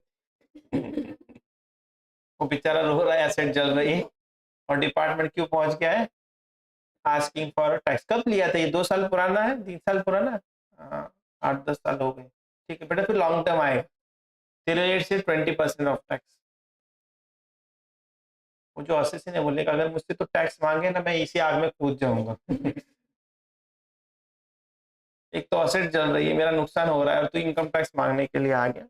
बट ये ऐसे नहीं होगा, यहाँ पर लॉ ने बोला है कि नहीं, आपको अगर इंश्योरेंस क्लेम मिला है ना तो हम टैक्सेबल करेंगे, वरना नहीं करेंगे। क्या हम ऐसा बोल सकते हो कि हमने इंश्योरेंस कंपनी को ये वाले एसेट बेच दी, ट्रांसफर कर दी? ऐसा नहीं हुआ है, आपकी एसेट जल गई और कोई आपको पैसा दे रहा है, so accordingly this will happen. हाँ, अब इसमें स्पेशल क्या है देखते हैं। तो ये यूजुअली होता कैसे है, आपने शायद कहीं ना कहीं देखा होगा कि एसेट जल रही, इंश्योरेंस वाले आ जाते हैं, वी कॉल देम। इंश्योरेंस वाले थोड़ी सी इंक्वायरी भी करते हैं कि आग कैसे लगी, खुद तो नहीं लगाई गई जानबूझकर, ये सारी इंक्वायरी करते। इट गोज सम पीरियड, और उसके बाद क्लेम पास के लिए हेड ऑफिस में जाता है, सारी चीजें वेरीफाई होती है कि सब कुछ ठीक ठाक चल रहा था क्या, या गलती हुई है। तो वो हमेशा सोचते कि कुछ ना कुछ ग्राउंड हम ऐसा निकाले ताकि हमारा क्लेम हम रिजेक्ट कर पाए। तो उसके लिए कई बार लंबा समय चला जाता है, कई बार वो क्लेम रिजेक्ट भी कर देते, then we have to go to the court, और कोर्ट में जाने के बाद हमें जस्टिस मिल जाता है। जैसे लाइफ इंश्योरेंस में भी देखा होगा आपने, सारे क्लेम्स पास नहीं होते। कोविड में भी काफी लोगों को उन्होंने क्लेम नहीं दिया, may be because of some reason. Usually insurance में होता है कि अगर आपने खुद आग लगाई होगी तो हम इंश्योरेंस क्लेम नहीं देंगे, या लाइफ इंश्योरेंस में पहले सुसाइड को नहीं मिलता। सुसाइड म्हणजे कळतं ना? आत्महत्या कर लोगे भाई, इंश्योरेंस क्लेम निकालोगे अब छत से कूद जाओगे, कौन देगा आपको 5 crore 10 crore? But nowadays suicide is also covered. हाँ, but there is a period कि आज पॉलिसी निकालिए, 1 साल के बाद आप अगर सुसाइड कर लेते हो तो आपको इंश्योरेंस क्लेम मिल जाता है, देना ही पड़ेगा, कंपनी खुद बोलती है। तो मान लो बहुत कोई फ्रस्ट्रेटेड है, बहुत फ्रस्ट्रेटेड है, कोई चला गया उसका, कोई मतलब समझ रहे हो? या उसकी शादी हो गई, अब ये बेचारा बहुत दुखी। अब बोल रहा है कि मुझे सुसाइड करना है, बट उसने पहले सोच लिया चलो क्लेम निकालते हैं पहले। सो उसने इंश्योरेंस क्लेम निकाल लिया, और कंपनी ने बोला वार्निंग दिया, बेटा तो अभी कल जाके कूद लेगा ना, तेरे को मरना है ठीक है, एजेंट को कोई परवाह नहीं है, तू कल जाके कूद लेगा ना तो क्लेम नहीं मिलेगा तेरे फैमिली को। तो फिर कब कूद जाओ मैं? बेटा 1 साल वेट कर। तो 1 साल में क्या हो जाता है यूजुअली, या तो उसे कोई दूसरी मिल जाती है, प्लान कैंसिल, या उसका माइंडसेट ही बदल जाता है कि चलो मैं उसकी वजह से मैं क्यों कूद, कूदना होगा तो वो कूद लेगी, मैं नहीं कूदने वाला। So over the by the time ये सारी चीजें हम भूल जाते हैं ना, टाइम सब कुछ इरेज कर देता। तो 1 साल के बाद वो प्लान कर लिया अब मुझे नहीं मरना, मारने भी आया तो अभी मैं नहीं मरूंगा अभी। सो 1 साल के बाद यूजुअली ऐसा कोई सुसाइड नहीं करेगा जिसने पहले प्लान किया होगा, इसलिए यहाँ पे क्लेम दिया जाता है। हाँ, बट 1 साल के बाद अगर किसी ने कर भी लिया then you will get this claim like in insurance. ठीक है, आजकल वो थोड़ी एडवेंचर वाली चीजों के लिए भी रिस्ट्रिक्शंस है, उसका क्लेम नहीं मिलता है। रिस्की वाली एडवेंचर चीजें, जैसे वो पैराग्लाइडिंग वगैरह होता है, उसमें आपने रस्सी नहीं बांधी और कूद, जंपिंग हाई जंपिंग होता है, वो बेचारा बोल रहा था रुक लॉक लगाना है, नहीं नहीं ये सेल्फी के पीछे पड़ गया, कूद जा। वो कैमरे वाले ने बोल दिया कूद जा, ये हुक लगाना भूल गया, वो नीचे गया बट ऊपर नहीं आया, बहुत ऊपर चला गया। So this kind of activities usually not covered in the some insurance company, थोड़े बहुत शायद इंश्योरेंस कंपनी कवर कर लेते हैं। यहाँ पर उन्होंने बोला है कि अगर आपका असेट डिस्ट्रक्शन या damage because of these reasons, ये वही है, may be some act of God भी है इसमें, फ्लड, टाइफून, हरिकेन, इसकी वजह से, या राइट भी हो सकता है, accidental action by enemy, attack कर दिया, कहीं से बॉम्ब गिर गया, सिर्फ आप ही की बिल्डिंग पे भी गिरा है, आजू बाजू में नहीं गिरा, तो इसमें अगर कहीं पर भी आपको ये डिस्ट्रक्शन या डिस्ट्रॉय हो गई आपकी asset and you are going to claim what, insurance claim, तो आपको टैक्सेबल करना पड़ेगा। चलो अब हम डायरेक्टली फॉर्मेट पे विजुलाइज करते हैं, कहां से शुरू होता है ये केस में, क्या होगा देखते हैं। फर्स्ट, डेट ऑफ, ये बिल्डिंग कब खरीदी थी, मिल जाएगा आपको, ठीक है। सेकंड, हमने एक्चुअली बेचा ही नहीं है, तो कौन सा दिन मानोगे डेट ऑफ, हाँ जिस दिन आग लग गई जल गई वो वाले दिन, so date of transfer will be the date of destruction. उसके बाद क्या आता है, nature, long term, short term, वो जो भी आ जाएगा। Next, full value of consideration, कौन सा वैल्यू, इंश्योरेंस क्लेम। कई बार इंश्योरेंस वाले एक तो पैसा देते हैं, तो वो पैसा लेना है आपको, या वो कोई दूसरी असेट ही दे देंगे, वो बोलेंगे हम आपको एक बिल्डिंग ही बना के दे देते हैं वैसे सिमिलर वाली, तो जो आपको मिलने वाला है उसकी मार्केट वैल्यू, अगर उन्होंने बिल्डिंग दे दिया तो उसकी मार्केट वैल्यू जो भी होगी दैट विल बिकम योर एफवीसी। उसके बाद less what, expense on transfer, कुछ होगा तो वो मिल जाएगा, फिर इंडेक्स कॉस्ट निकाल लोगे, इंप्रूवमेंट निकाल लोगे, और कैपिटल गेन, ये तो सब कुछ सेम ही नजर आ रहा है, इसमें एक चीज ही नहीं है, सिर्फ एफवीसी इंश्योरेंस क्लेम रहेगा, दूसरा date of transfer is date of destruction of an asset. लेकिन इसमें प्रैक्टिकली ये होता है जो आपका क्लेम है ये जल्दी नहीं मिलता है, it may take time for 1 year, 2 year, 3 year, for some cases 5 years also.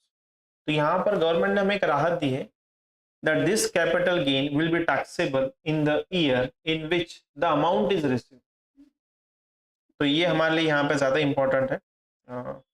ये यहाँ पर chargeable as income in the year in which the money और other asset has been received from the insurance.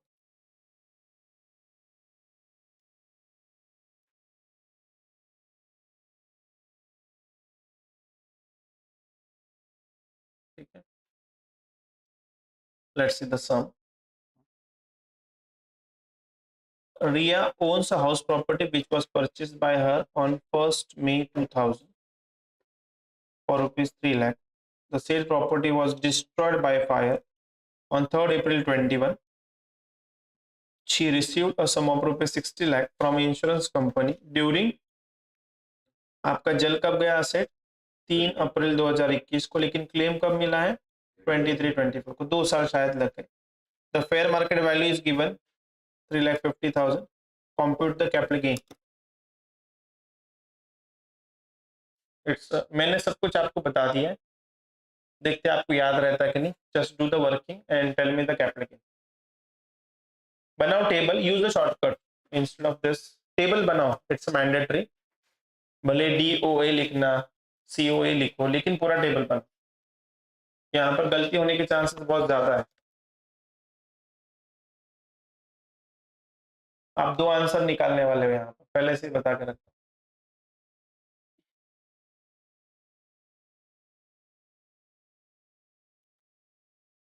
Do write everything, I want the full format, maybe you can use the shortcuts but पूरा format चाहिए मुझे। हम्म, तो थोड़ा correct आने के chances ज्यादा है।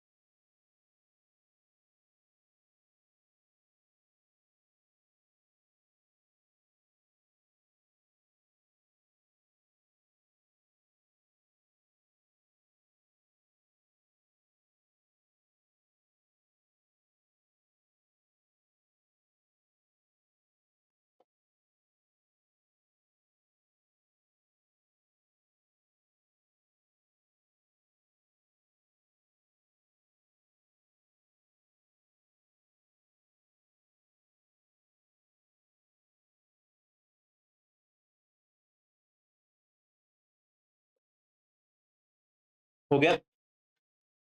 कितना आंसर आया? हाँ,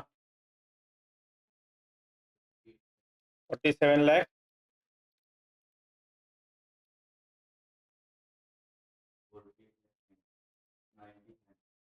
48 लाख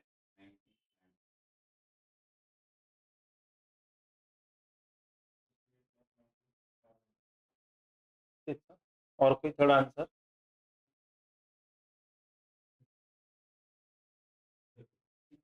दो आंसर क्या गलत हुआ? एक आंसर सही होगा होपफुली, दूसरा गलत।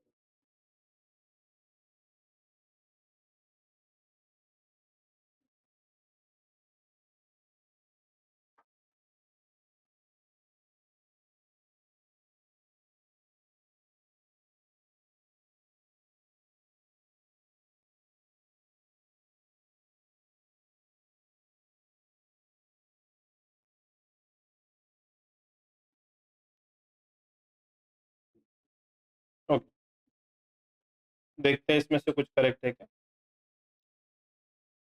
सो डेट ऑफ एक्विजिशन बताइए। 1/5/2000।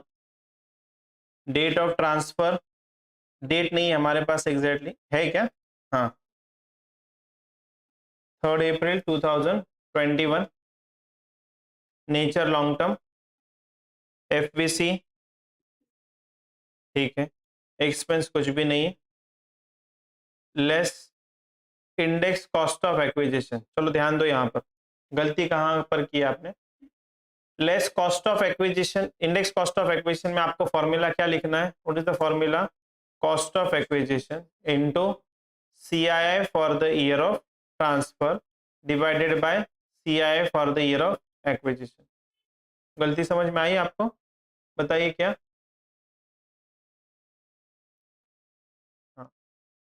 So here in this case your date of transfer is 3rd April 2021 है, आपने खुद ही लिखा है ऊपर, है ना? तो आपको CII कौन सी ईयर का लेना है? डेट ऑफ ट्रांसफर के ईयर का लेना है। तो 3/4/2021 है, तो आपको जो CII लेना है वो 21-22 का लेना है। जो आपने 23-24 का लिया वो 21-22 का लेना है। So accordingly your cost will change, index cost बदल जाएगी और आपका कैपिटल गेन चेंज हो जाएगा। आई होप ये इसी हिसाब से लिया है। Now rectify your answer.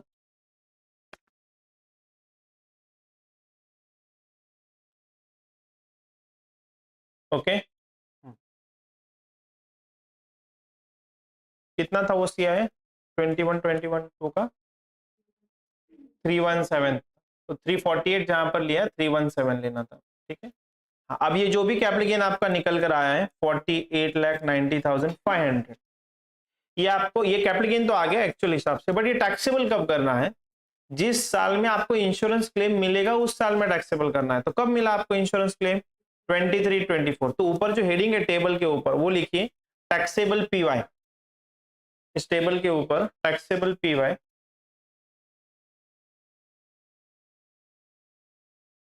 23-24 और EY भी लिख देना, and EY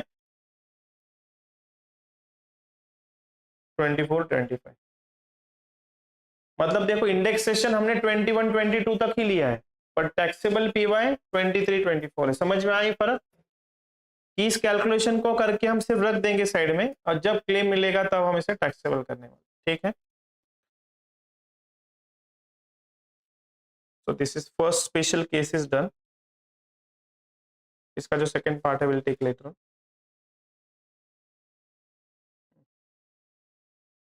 second special case, capital gain on conversion of capital asset into stock in trade.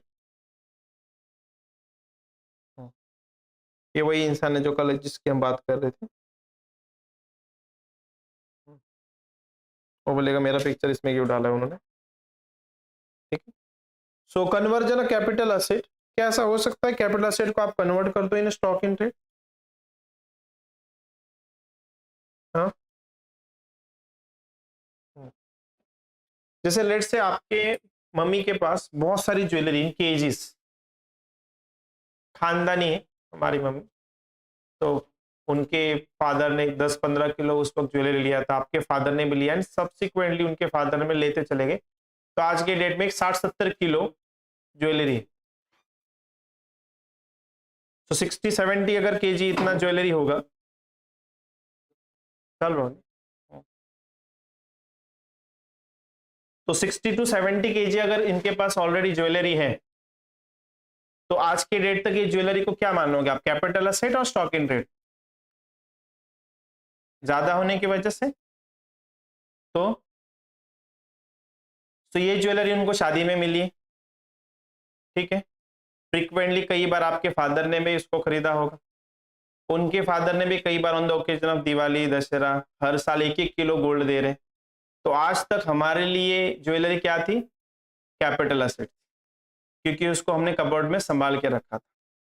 जिस दिन भी आपकी मम्मी सोच ले कि चलो कुछ तो नया स्टार्ट करते हैं, बिजनेस स्टार्ट करेंगे, तो सोच रही कि कौन सा वाला बिजनेस स्टार्ट करें, उनको ऐसा लगता है कि उनका ज्वेलरी में बहुत दिमाग है और ज्वेलरी का घर में तो स्टॉक पड़ा हुआ है, तो कल तक यही ज्वेलरी 50-60 किलो की आपके लिए क्या थी, कैपिटल असेट, और वो चाहती कि इस ज्वेलरी से मैं अब दुकान चालू कर दूंगी। So next day she started with the shop, और शॉप में वो क्या करेगी, घर में जितनी भी सारी ज्वेलरीज है वो सब पेटी में बांधकर शॉप में लेके आएगी, और शॉप में हर जगह पर डिस्प्ले पे रखा जाएगा, और बाहर एक बोर्ड तो ऑलरेडी लगा हुआ है, the jewellery for sale. Proper shop है ज्वेलरी जिसमें आप पुरानी वाली डिजाइन भी बेच सकते हो, जरूरी नहीं कि सारी नई होनी चाहिए। Now everything is converted into what. अब सवाल ये आता है, ये स्टॉक इन ट्रेड बेचने पर जो प्रॉफिट होगा वो कौन से हेड में डालना है, और कल तक जो असेट था और अभी दुकान से बेच रहे हो, मतलब दोनों आ रहा है यहाँ पर, देखा जाए तो यहाँ पर दोनों कॉम्बिनेशन है, there is a transfer of capital asset also as well as there is a transfer of stock in trade. अगर आप स्टॉक इन ट्रेड को बेचोगे तो इसका हेड हमें पता है ऑलरेडी, और इसको बेचोगे तो कैपिटल गेन में जाएगा। ऐसा और कहाँ हो सकता है, usually in case of farmers also, हमारे केस में एक फार्मर था, फार्मर बाय नेचर, धोती पहन के आया था, he is having hundreds of acres of land in Chakan area, real में था उसके पास। अब उसने ऐसे सोचा है कि सर यूजुअली हमारे गांव के लोग क्या करते हैं, इस लैंड को किसी बिल्डर को दे देते हैं या डेवलपर को दे देते हैं, वो वहां पे एक बिल्डिंग बनाता है या प्लॉटिंग करता है और फिर वो बेचता है। तो आपको पता होगा यूजुअली फार्मर एंड डेवलपर, इसमें ज्यादा प्रॉफिट कौन कमाता है, डेवलपर, वो भी बिना किसी इन्वेस्टमेंट के या कम इन्वेस्टमेंट में वो काफी सारा प्रॉफिट लेके चला जाता है। तो यहाँ पर ये फार्मर यही सोच रहा था कि क्यों ना यही प्रॉफिट मैं कमा लूं, तो बोलता है कल से मैं धोती निकाल दूंगा और कुछ पहनूंगा, लाइक से जीन्स वगैरह व्हाइट शर्ट पहन के मैं अब बिल्डर बन जाऊंगा कल से। तो मेरी जितनी भी जमीन है उसको मैं किस में कन्वर्ट कर रहा हूँ, स्टॉक इन ट्रेड में। एक बाहर बोर्ड लगा दूंगा ना, plots available for a cell.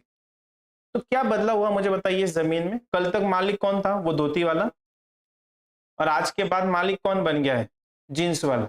आदमी वही है, आत्मा भी वही है, क्या आशीष ही बदला है क्या, नहीं, सिर्फ उसने क्या किया, is converted is capital asset into stock. इसमें वैसे तो कोई लीगल एग्रीमेंट नहीं बनता है, लीगली देखा जाए तो कल भी वही मालिक था धोती वाला और आज भी वही मालिक है, सिर्फ उसने कपड़े चेंज कर दिए, नाम वही रहेगा, पैन वही रहेगा, असेसी भी वही है। But law says yes the nature of asset और स्टॉक हैज बीन चेंज्ड, कि जो असेट था उसको आपने स्टॉक में कन्वर्ट कर दिया। तो इसमें देखो करना क्या है आपको, now will think from the capital gain, इसमें कैपिटल गेन भी आने वाला है। हमारे फॉर्मेट पर चलते हैं कि जय ये इंसान है, मे बी द गोल्ड और मे बी द सिल्वर। कहाँ से शुरुआत करते हैं हम, उस धोती वाले से पूछेंगे कि आपने इस जमीन को कब खरीदा था, तो इसे एंसेस्ट्रल है, मतलब उसके फादर को पूछेंगे, वेदर ही नोस, उसके फादर को, उसको भी पता नहीं ऐसे चली आ रही, उसके फादर को पूछ नहीं सकते, वो है ही नहीं यहाँ पर। So in case of such a land, ancestral land, आपके पास डेट ऑफ एक्विजिशन नहीं होती, बट क्या 1 अप्रैल 2001 से पीछे चली गई? तो ऐसे केस में अगर आपके पास एंसेस्ट्रल जमीन है, so I can say prior to 2001, मैं इतना ही सिर्फ लिख दूंगा अगर आपके पास नहीं है डेट ऑफ एक्विजिशन। ये तो मिल गया आपको। दूसरा, date of transfer. Date of transfer current year की होगी, जो भी होगी 23, 24। Now what would be the nature? Usually सारे एंसेस्ट्रल में आपका जो नेचर बनेगा वो लॉन्ग टर्म बनेगा। उसके बाद पहला पॉइंट आता है, वहीं अटक जाएंगे हम। बताइए, धोती वाले इंसान ने इस जींस वाले को ये जो पूरी जमीन है वो कितने में बेची? आदमी वही, सिर्फ एक इंसान ने दूसरे इंसान को सेल किया, ऐसा माना जाएगा। Now here we have to apply the logic of agriculture income. कुछ याद आ रहा है कि एक ही इंसान को हमने अज्यूम किया था वो फार्मर भी है और पार्शियली बिजनेसमैन भी है। तो उस केस में हम सेल वैल्यू कौन सी लेते थे? Fair market value on the date of transfer from a farm to the factory. वैसे ही यहाँ पे करना है। धोती वाला इंसान बोलेगा यही ज्वेलरी मैं मार्केट में बेच के आता था तो मुझे इसके 80 लाख रुपीस मिल सकते थे। Actual whether it is a sale price? No, this is a deemed sale price, fair market value. इसको आप कंसिडर करोगे एफपीसी। बाकी के नीचे की सारी चीजें विजुअलाइज करो। क्या ये कैलकुलेट कर पाओगे आप? एक्सपेंस आ जाएगा, कुछ हुआ होगा तो। कॉस्ट ऑफ एक्विजिशन एंसेस्ट्रल है तो कौन सी वाली लोगे? कॉस्ट तो है ही नहीं आपके पास, zero cost. Then compare with what? Fair market value on 1 April 2001।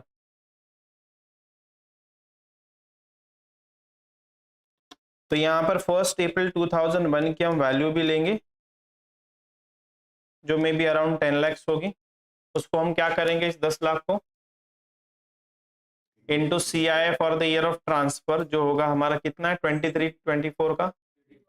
याद रह गया? बाय द टाइम ये आप याद कर लोगे 348 वाला याद रहेगा ही, और 2001-2 का भी याद रहेगा, वो 100, वो बिना बताए याद रह जाएगा। इसको हम कन्वर्ट कर लेंगे इंडेक्सेशन में and finally you will gate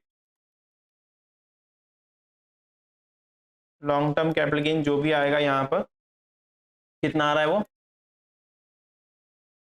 एक ये क्या है, सी आई आया सॉरी।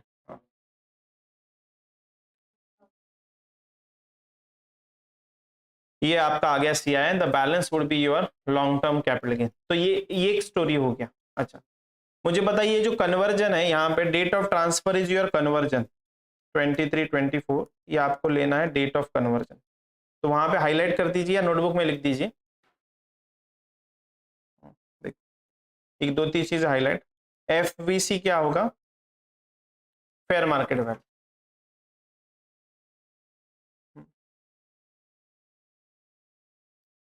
दूसरा, date of transfer would be the date on which asset is so converted. मतलब कौन सी वाली?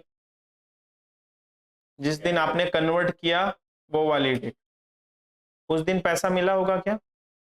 नहीं, सिर्फ आपने गले से निकालकर ज्वेलरी को दुकान में लगा दिया या आपके फार्म पर सिर्फ बोर्ड लगा दिया that plots available for sale in a small pieces. ठीक, फुल वैल्यू ऑफ कंसिडरेशन वो हमने देख लिया, मार्केट वैल्यू। चलो will cover up the first part. चलो पहला देखते हैं। Let's say mister Bappi is invested ₹1 lakh on the purchase of gold ornaments on 10th January 2008। ये कौन सा डेट है? 10 जनवरी 2008 इज एक्विजिशन का date. He holds the gold ornament as a investment, मतलब इन्वेस्टमेंट है, मतलब उसके लिए वो क्या है आज तक? Capital asset. On 16 January 2023 started a business in dealing in jewelry and convert his holding into stock in trade। कौन से दिन हुआ है ये? मतलब ये कौन सा दिन है? डेट ऑफ कन्वर्जन, जिस दिन आपने अपने असेट को कन्वर्ट कर दिया इनटू स्टॉक, और इसी डेट को क्या माना जाता है? Date of transfer. The market value on the date of conversion was 10 lakh. Accordingly he has made the entry in his books of accounts. आपको ही पता है, जैसे आप बिजनेस में एंटर कर जाओगे उस दिन आपको एक एंट्री भी पास करनी पड़ेगी। क्या होती है अगर आप किसी असेट को बिजनेस में लेकर आ गए, स्टॉक को भी, असेट को या स्टॉक को डेबिट होगा एंड क्रेडिट किसे होगा, कैपिटल अकाउंट, तो उतने अमाउंट से उसका कैपिटल भी बढ़ गया, ठीक है, and debited the stock, the gold ornaments are now reflected in the business. बस यहीं तक देखते हैं पहले, पीजीबीपी बाद में। चलो start, write down. Computation of capital gain,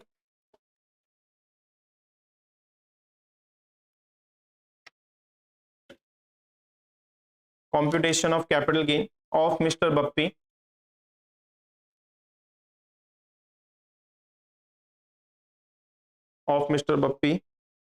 for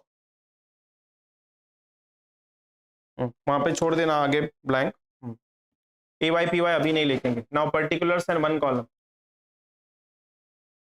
particulars one column. First date of acquisition,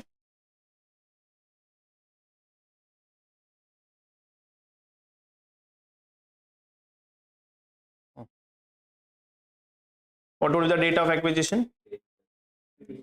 10th January 2008. Date of transfer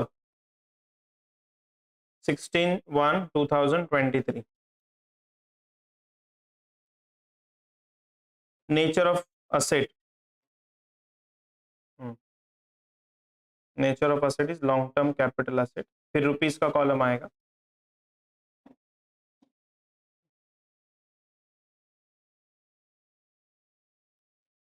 then next, हाँ, फुल वैल्यू ऑफ कंसिडरेशन। तो आपको देखना है कि जिस दिन कन्वर्ट हुआ इनटू द स्टॉक, उस दिन की मार्केट वैल्यू कितनी थी।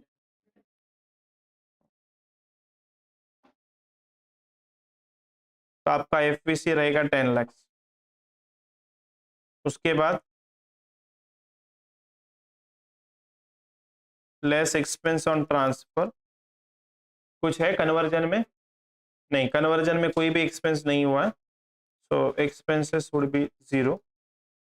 सो नेट कंसिडरेशन आपके हाथ में रहेगा 10 lakh as it is. Next step,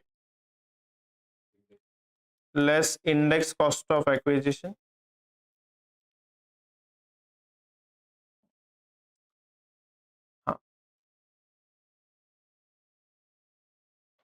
index cost के लिए कौन सी वाली कॉस्ट लेनी है हमें, परचेस के समय पर कितना था,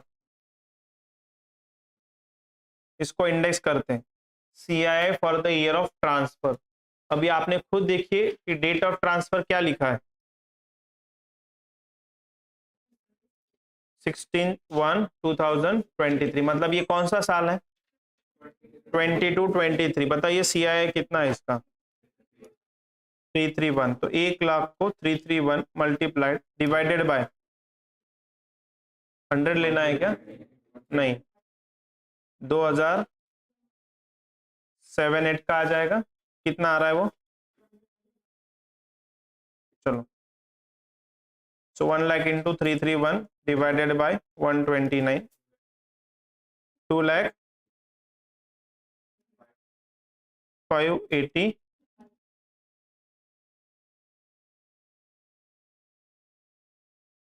बाकी कुछ भी नहीं। Now this would be your long term capital gain.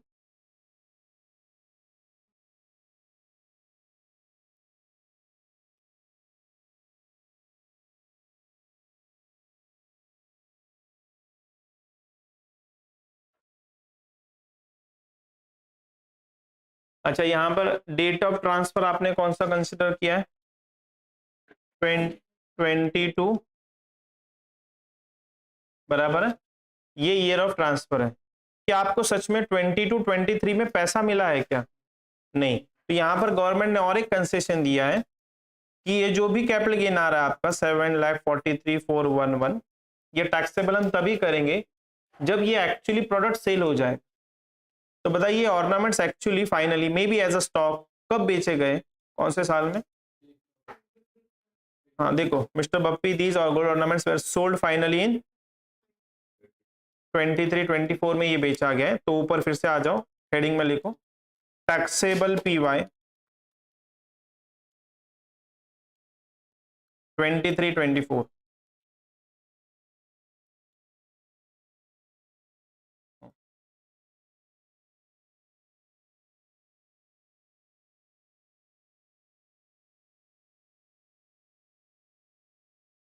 Now write down the note. पहला note, in case of transfer of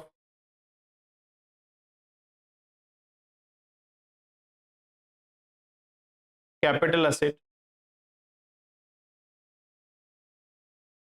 into stock in trade dash,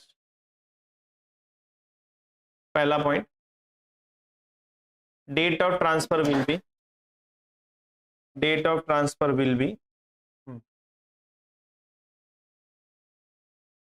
क्या होगा डेट ऑफ ट्रांसफर? हाँ, date of conversion, date of transfer will be date of conversion. दूसरा और क्या special होता है इसमें? एफबीसी, एफबीसी विल बी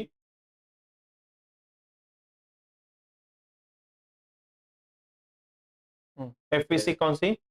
हाँ, fair market value on the date of conversion.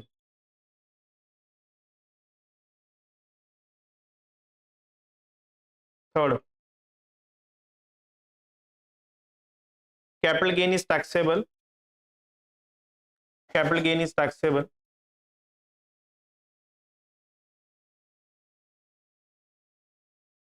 in the year in which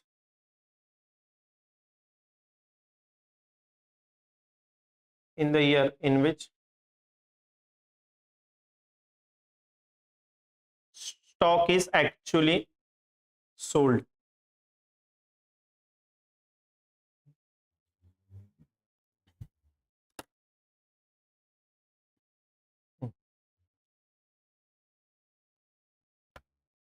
उसके बाद ये क्वेश्चन से रिलेटेड, द वैल्यू ऑफ, उसके नीचे लिखो note, the value of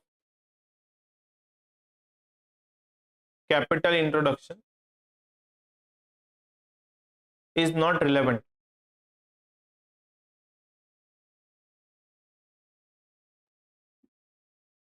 is not relevant। जैसे देखो कई बार ऐसा होता है कि जब हमने कन्वर्ट किया तब उसकी मार्केट वैल्यू लेट से 10 लाख थी, बट जब हमने बैलेंस शीट में इसको इंट्रोड्यूस किया तो हो सकता है 12 लाख में इंट्रोड्यूस किया होगा। वो तो हमें एक एंट्री पास करनी है ना, थोड़ी पैसा देना है। तो stock account debit to capital account 12 lakh या 8 लाख से भी एंट्री हो सकती है। तो बुक्स ऑफ अकाउंट्स में कौन से वैल्यू पर हमने एंट्री किया वो मैटर नहीं करता, हमारे लिए वैल्यू कौन से मैटर करती है? Fair market value. इसके लिए आपको रजिस्टर वैल्यूअर का एक सर्टिफिकेट लेना पड़ता है, that what is the value of this jewellery. तो जैसे अगर हम ज्वेलरी का वैल्यूएशन करना चाहेंगे, so how will calculate the market value? आज के डेट में जैसे कि आपके पास जो गले में अंगूठी होगी, how will identify the market value of such a ring, ornaments जो भी होंगे, कैसे करोगे कैलकुलेशन? कशी काढणार? कुठे मार्केटमध्ये जाणार? बाहेर जाऊन सरांना विचारणार, सर सांगा ह्याची वैल्यू, चाय वाले को पूछेंगे। हाँ, तो डायरेक्टली हम ज्वेलरी शॉप में ही चले जाएंगे और बोलेंगे ये अंगूठी ऐसे निकालेंगे और उसके सामने रख देंगे, सर इसका कितना मिलेगा? वो बोलेगा 15,000। थोड़ा बढ़ेगा नहीं? 15.5। ठीक है, वापस दे दो। एक वैल्यू मिल गया, but it is not never be a exact value. फिर दूसरे दुकान में जाएंगे, वो कौन सी दुकान आपकी कल की? चंदू काका के पास जाएंगे, उनके पास वो रिंग रखेंगे और फिर उन्हीं से पूछेंगे इसका कितना मिलेगा, तो वो बोलेगा 15,800। अच्छा ठीक, और एक हाथ दो दुकान में जाएंगे 15,700। सो ऑन एन एवरेज हम उसमें बोलेंगे 15,500 या 15,000। एग्जैक्ट कभी भी किसी चीज की मार्केट वैल्यू नहीं होती। सो उसके बेसिस पर वो एक सर्टिफिकेट या वाउचर दे देते हैं। देखो अगर आप ज्वेलरी शॉप में गए होंगे तो ऐसे एक वाउचर दे देते हैं, this is the value of your ring. वो फिर हमें काउंटर में जमा करना होता है। So that is can be said as a market value. तो एक्चुअली जब ये सेल हो जाएगा तभी हमें इसे टैक्सेबल करना है मार्केट वैल्यू। ना one more doubt is arising कि मान लो हमने कन्वर्ट तो ये ज्वेलरी कर दी, पर 23-24 में सिर्फ आधे ही ज्वेलरी को बेचा गया। तो आप क्या करो, कैसे लॉजिक लगाओ? जैसे यहाँ पर थी, ये आपने कन्वर्ट कर दी, और जब आपने बेचा इसको, वैसे तो यहाँ पर पूरी ज्वेलरी को 23 24 में बेच दिया, इसलिए हमने पूरा कैपिटल गेन निकाला। बट अगर यहाँ पे ऐसा लिखा होता कि सिर्फ half of the jewellery has been sold during the 23 24, so logically what should be your answer? तो सर जो कैपिटल गेन आने वाला है यहाँ पर, ये हमने कैसे कैलकुलेट किया था? As if the whole jewellery has been sold in the form of stock during the 23 24, पूरा ज्वेलरी बेच दिया, ऐसा मान लिया था। बट अगर हम ये आधी बेच देंगे तो क्या होगा? एफवीसी आधा लेंगे, कॉस्ट भी आधी लेंगे, इंप्रूवमेंट कुछ किया होगा वो भी आधा ले लेंगे, और ऑटोमेटिकली कैपिटल गेन भी क्या आ जाएगा? आधा ही निकल के आ जाएगा, उतना ही टैक्स। तो ये वेरिएशन हो सकता है कि जरूरी नहीं कि हर बार, जैसे इन केस ऑफ प्लॉटिंग मैंने बोला 100 एकड़ ऑफ लैंड, उसने बोर्ड बाहर लगा दिया कि प्लॉट्स फॉर सेल, अब जीन्स पहन के व्हाइट शर्ट पहन के बैठ रहा है चेयर पर, अब वो बिल्डर बन गया, डेवलपर बन गया, गले में चेन वेन ऐसा बड़ा वाला। क्या लगता है in the first year itself सारे प्लॉट सेल हो जाएंगे? नहीं, अब ये तो बहुत बड़ी लैंड है, हो सकता है पहले साल में 20% ही लैंड सेल होगी, तो कैपिटल गेन भी जो टैक्सेबल करोगे पहले साल में, वो प्रोपोर्शनली 20% वाला ही 20% तक कैलकुलेट करना है, और हर साल में आपको ऐसा कैलकुलेशन करना पड़ेगा। So every year there would be a business income as well as capital gain. तो हमने कैपिटल गेन तक तो कैलकुलेट कर लिया, ये था पूरा फार्मर का रोल। अब बिजनेसमैन वाले का रोल शुरू करते, एक लाइन छोड़ दो। Now write down computation of business income. Table बनाने की वैसे जरूरत नहीं, 2-3 ही लाइन लगेंगे। Computation of business income.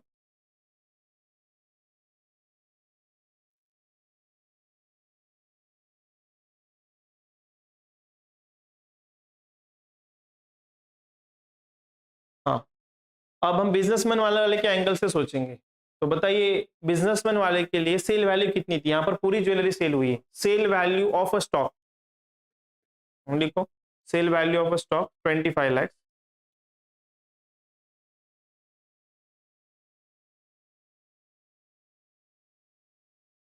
Less purchase value. Businessman वाले के लिए परचेस वैल्यू क्या थी? 10 लाख। तो उसके लिए जो सेल वैल्यू थी फार्मर के लिए, वो इसके लिए क्या बन जाएगी? Purchase value 10 lakh. And what is your business income? 15 lakh होगी। 15 लाख रुपए business income and 7,43,411 is a long term capital.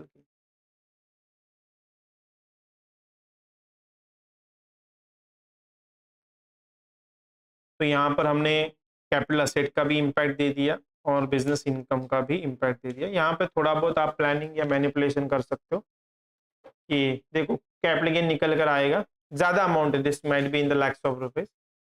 Capital gain के ऊपर टैक्स रेट कितना? अभी तो कम हो गया है, बट ठीक है, अभी जो मैंने पढ़ा है उस हिसाब से 20%। और बिजनेस इनकम 10 लाख से ऊपर है, 15 लाख से ऊपर है, तो what is the tax rate?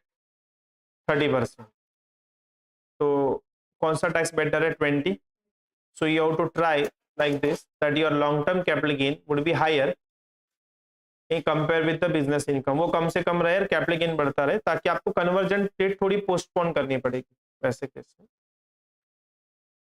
चलो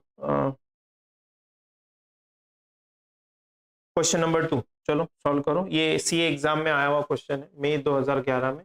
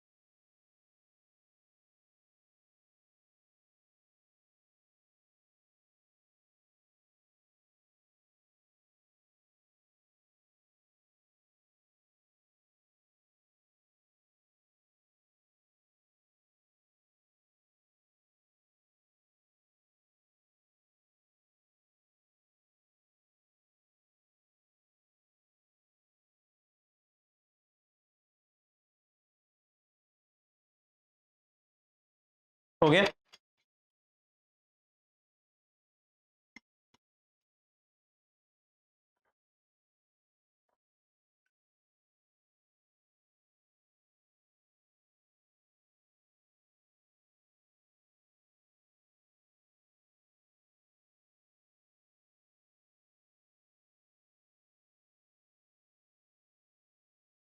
बिजनेस इनकम भी कैलकुलेट करना है।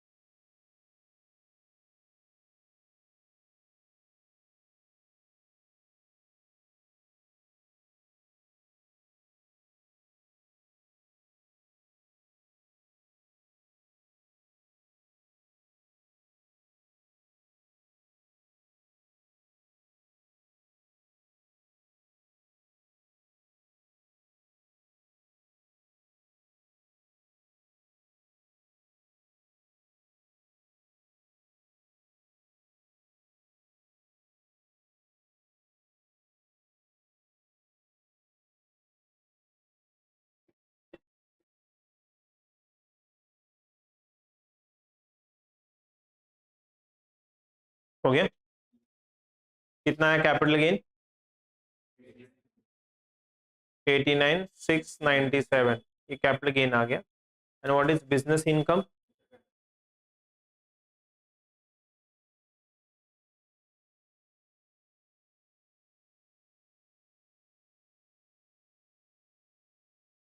टू 25 में बेच दिया, 1,90,000 वाला stock.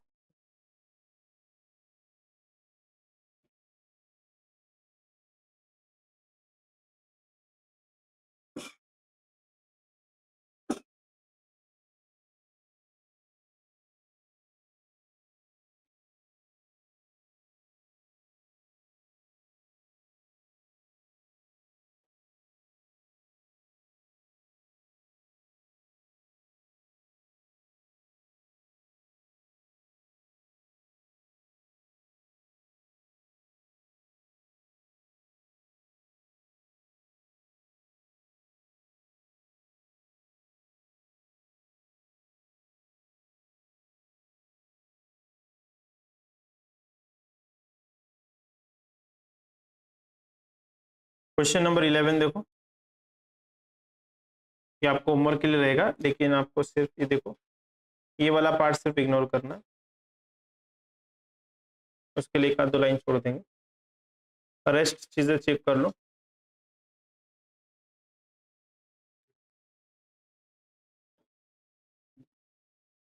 Page number 156, jewellery purchase दिया है 2010 में, सेल वैल्यू है। इनकर the expenses eight the time of purchase, इसको क्या करोगे आप? परचेज के खर्चा, ये expenses incurred on purchase of capital asset, इसको कैपिटल असेट में ऐड किया जाएगा। तो आपकी जो परचेज प्राइस है इसमें 2000 ऐड हो जाएगा, और ये जो at the time of sale है 4000, ये एक्सपेंस ऑन ट्रांसफर करके लेस हो जाएगा। ठीक है, ये वाला होमवर्क सिर्फ वो national highway authority of India वो छोड़ देना, बाकी आप कैलकुलेट कर लेना। उसके बाद और एक ट्रिकी क्वेश्चन है, चॉकलेट वाला सम है। अच्छा, ये वाला भी एक होमवर्क, ये usual question number 20 note down कर लेना। ट्रिकी वाला कहाँ गया?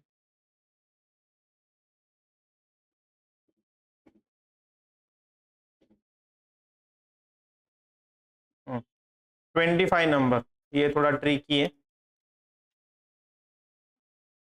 यहाँ पे थोड़ी फैक्ट्स मैं बता देता हूँ। What the assess he has done, he has purchase the plot of land, खाली जगह परचेज कर ली। उसके बाद as it was held as asset, उसके बाद उसने सोचा कि चलो मैं बिल्डर बन जाता हूँ, मैं इस लैंड के ऊपर बिल्डिंग खड़ी करूंगा, ठीक है, और वो उसके बाद में फ्लैट्स बेचना शुरू कर दूंगा। तो फाइनली लैंड परचेस किया, क्या वो लैंड बेचने वाला है क्या? कहीं पर भी नहीं। वो क्या बेचेगा? फ्लैट बेचेगा जो उसके ऊपर कंस्ट्रक्ट किए जाएंगे। बट हर फ्लैट बेचने के पीछे ये सब लॉजिक हमारा जीएसटी में डेवलप हो जाएगा कि मान लो कि उस प्लॉट के ऊपर उसने 8 फ्लैट बनाए करीबन, तो जब भी वो एक फ्लैट बेचता है, इनडायरेक्टली क्या बेच रहा है वो? जब भी एक फ्लैट बेचेगा तो लैंड में से कितना हिस्सा बेच रहा है? अगर उस पूरे प्लॉट पर 8 फ्लैट बनाए गए, 1/8, so after every one sale of flat he is indirectly transferring 1/8 portion of the plot। तो जितने फ्लैट इस साल में बेचे गए होंगे उतना प्रोपोर्शनली लैंड भी इस साल में बेचा गया ऐसा माना जाएगा। Accordingly you have to calculate the capital gain, यहाँ पे प्रोपोर्शन आएगा, as well as you have to calculate the business income from sale of flats also. ठीक है, तो ये थोड़ा ट्रिकी रहेगा, 9 मार्क्स के लिए आया तो ऑब्वियसली इजी आ नहीं रहेगा, वो लॉजिक वही है। ठीक है, तो ये वाला होमवर्क के लिए सबको सॉल्व करके लाना है। ठीक है, इट्स अ मैंडेटरी, मैं वेरीफाई करूंगा नेक्स्ट वाले सेशन। ठीक है।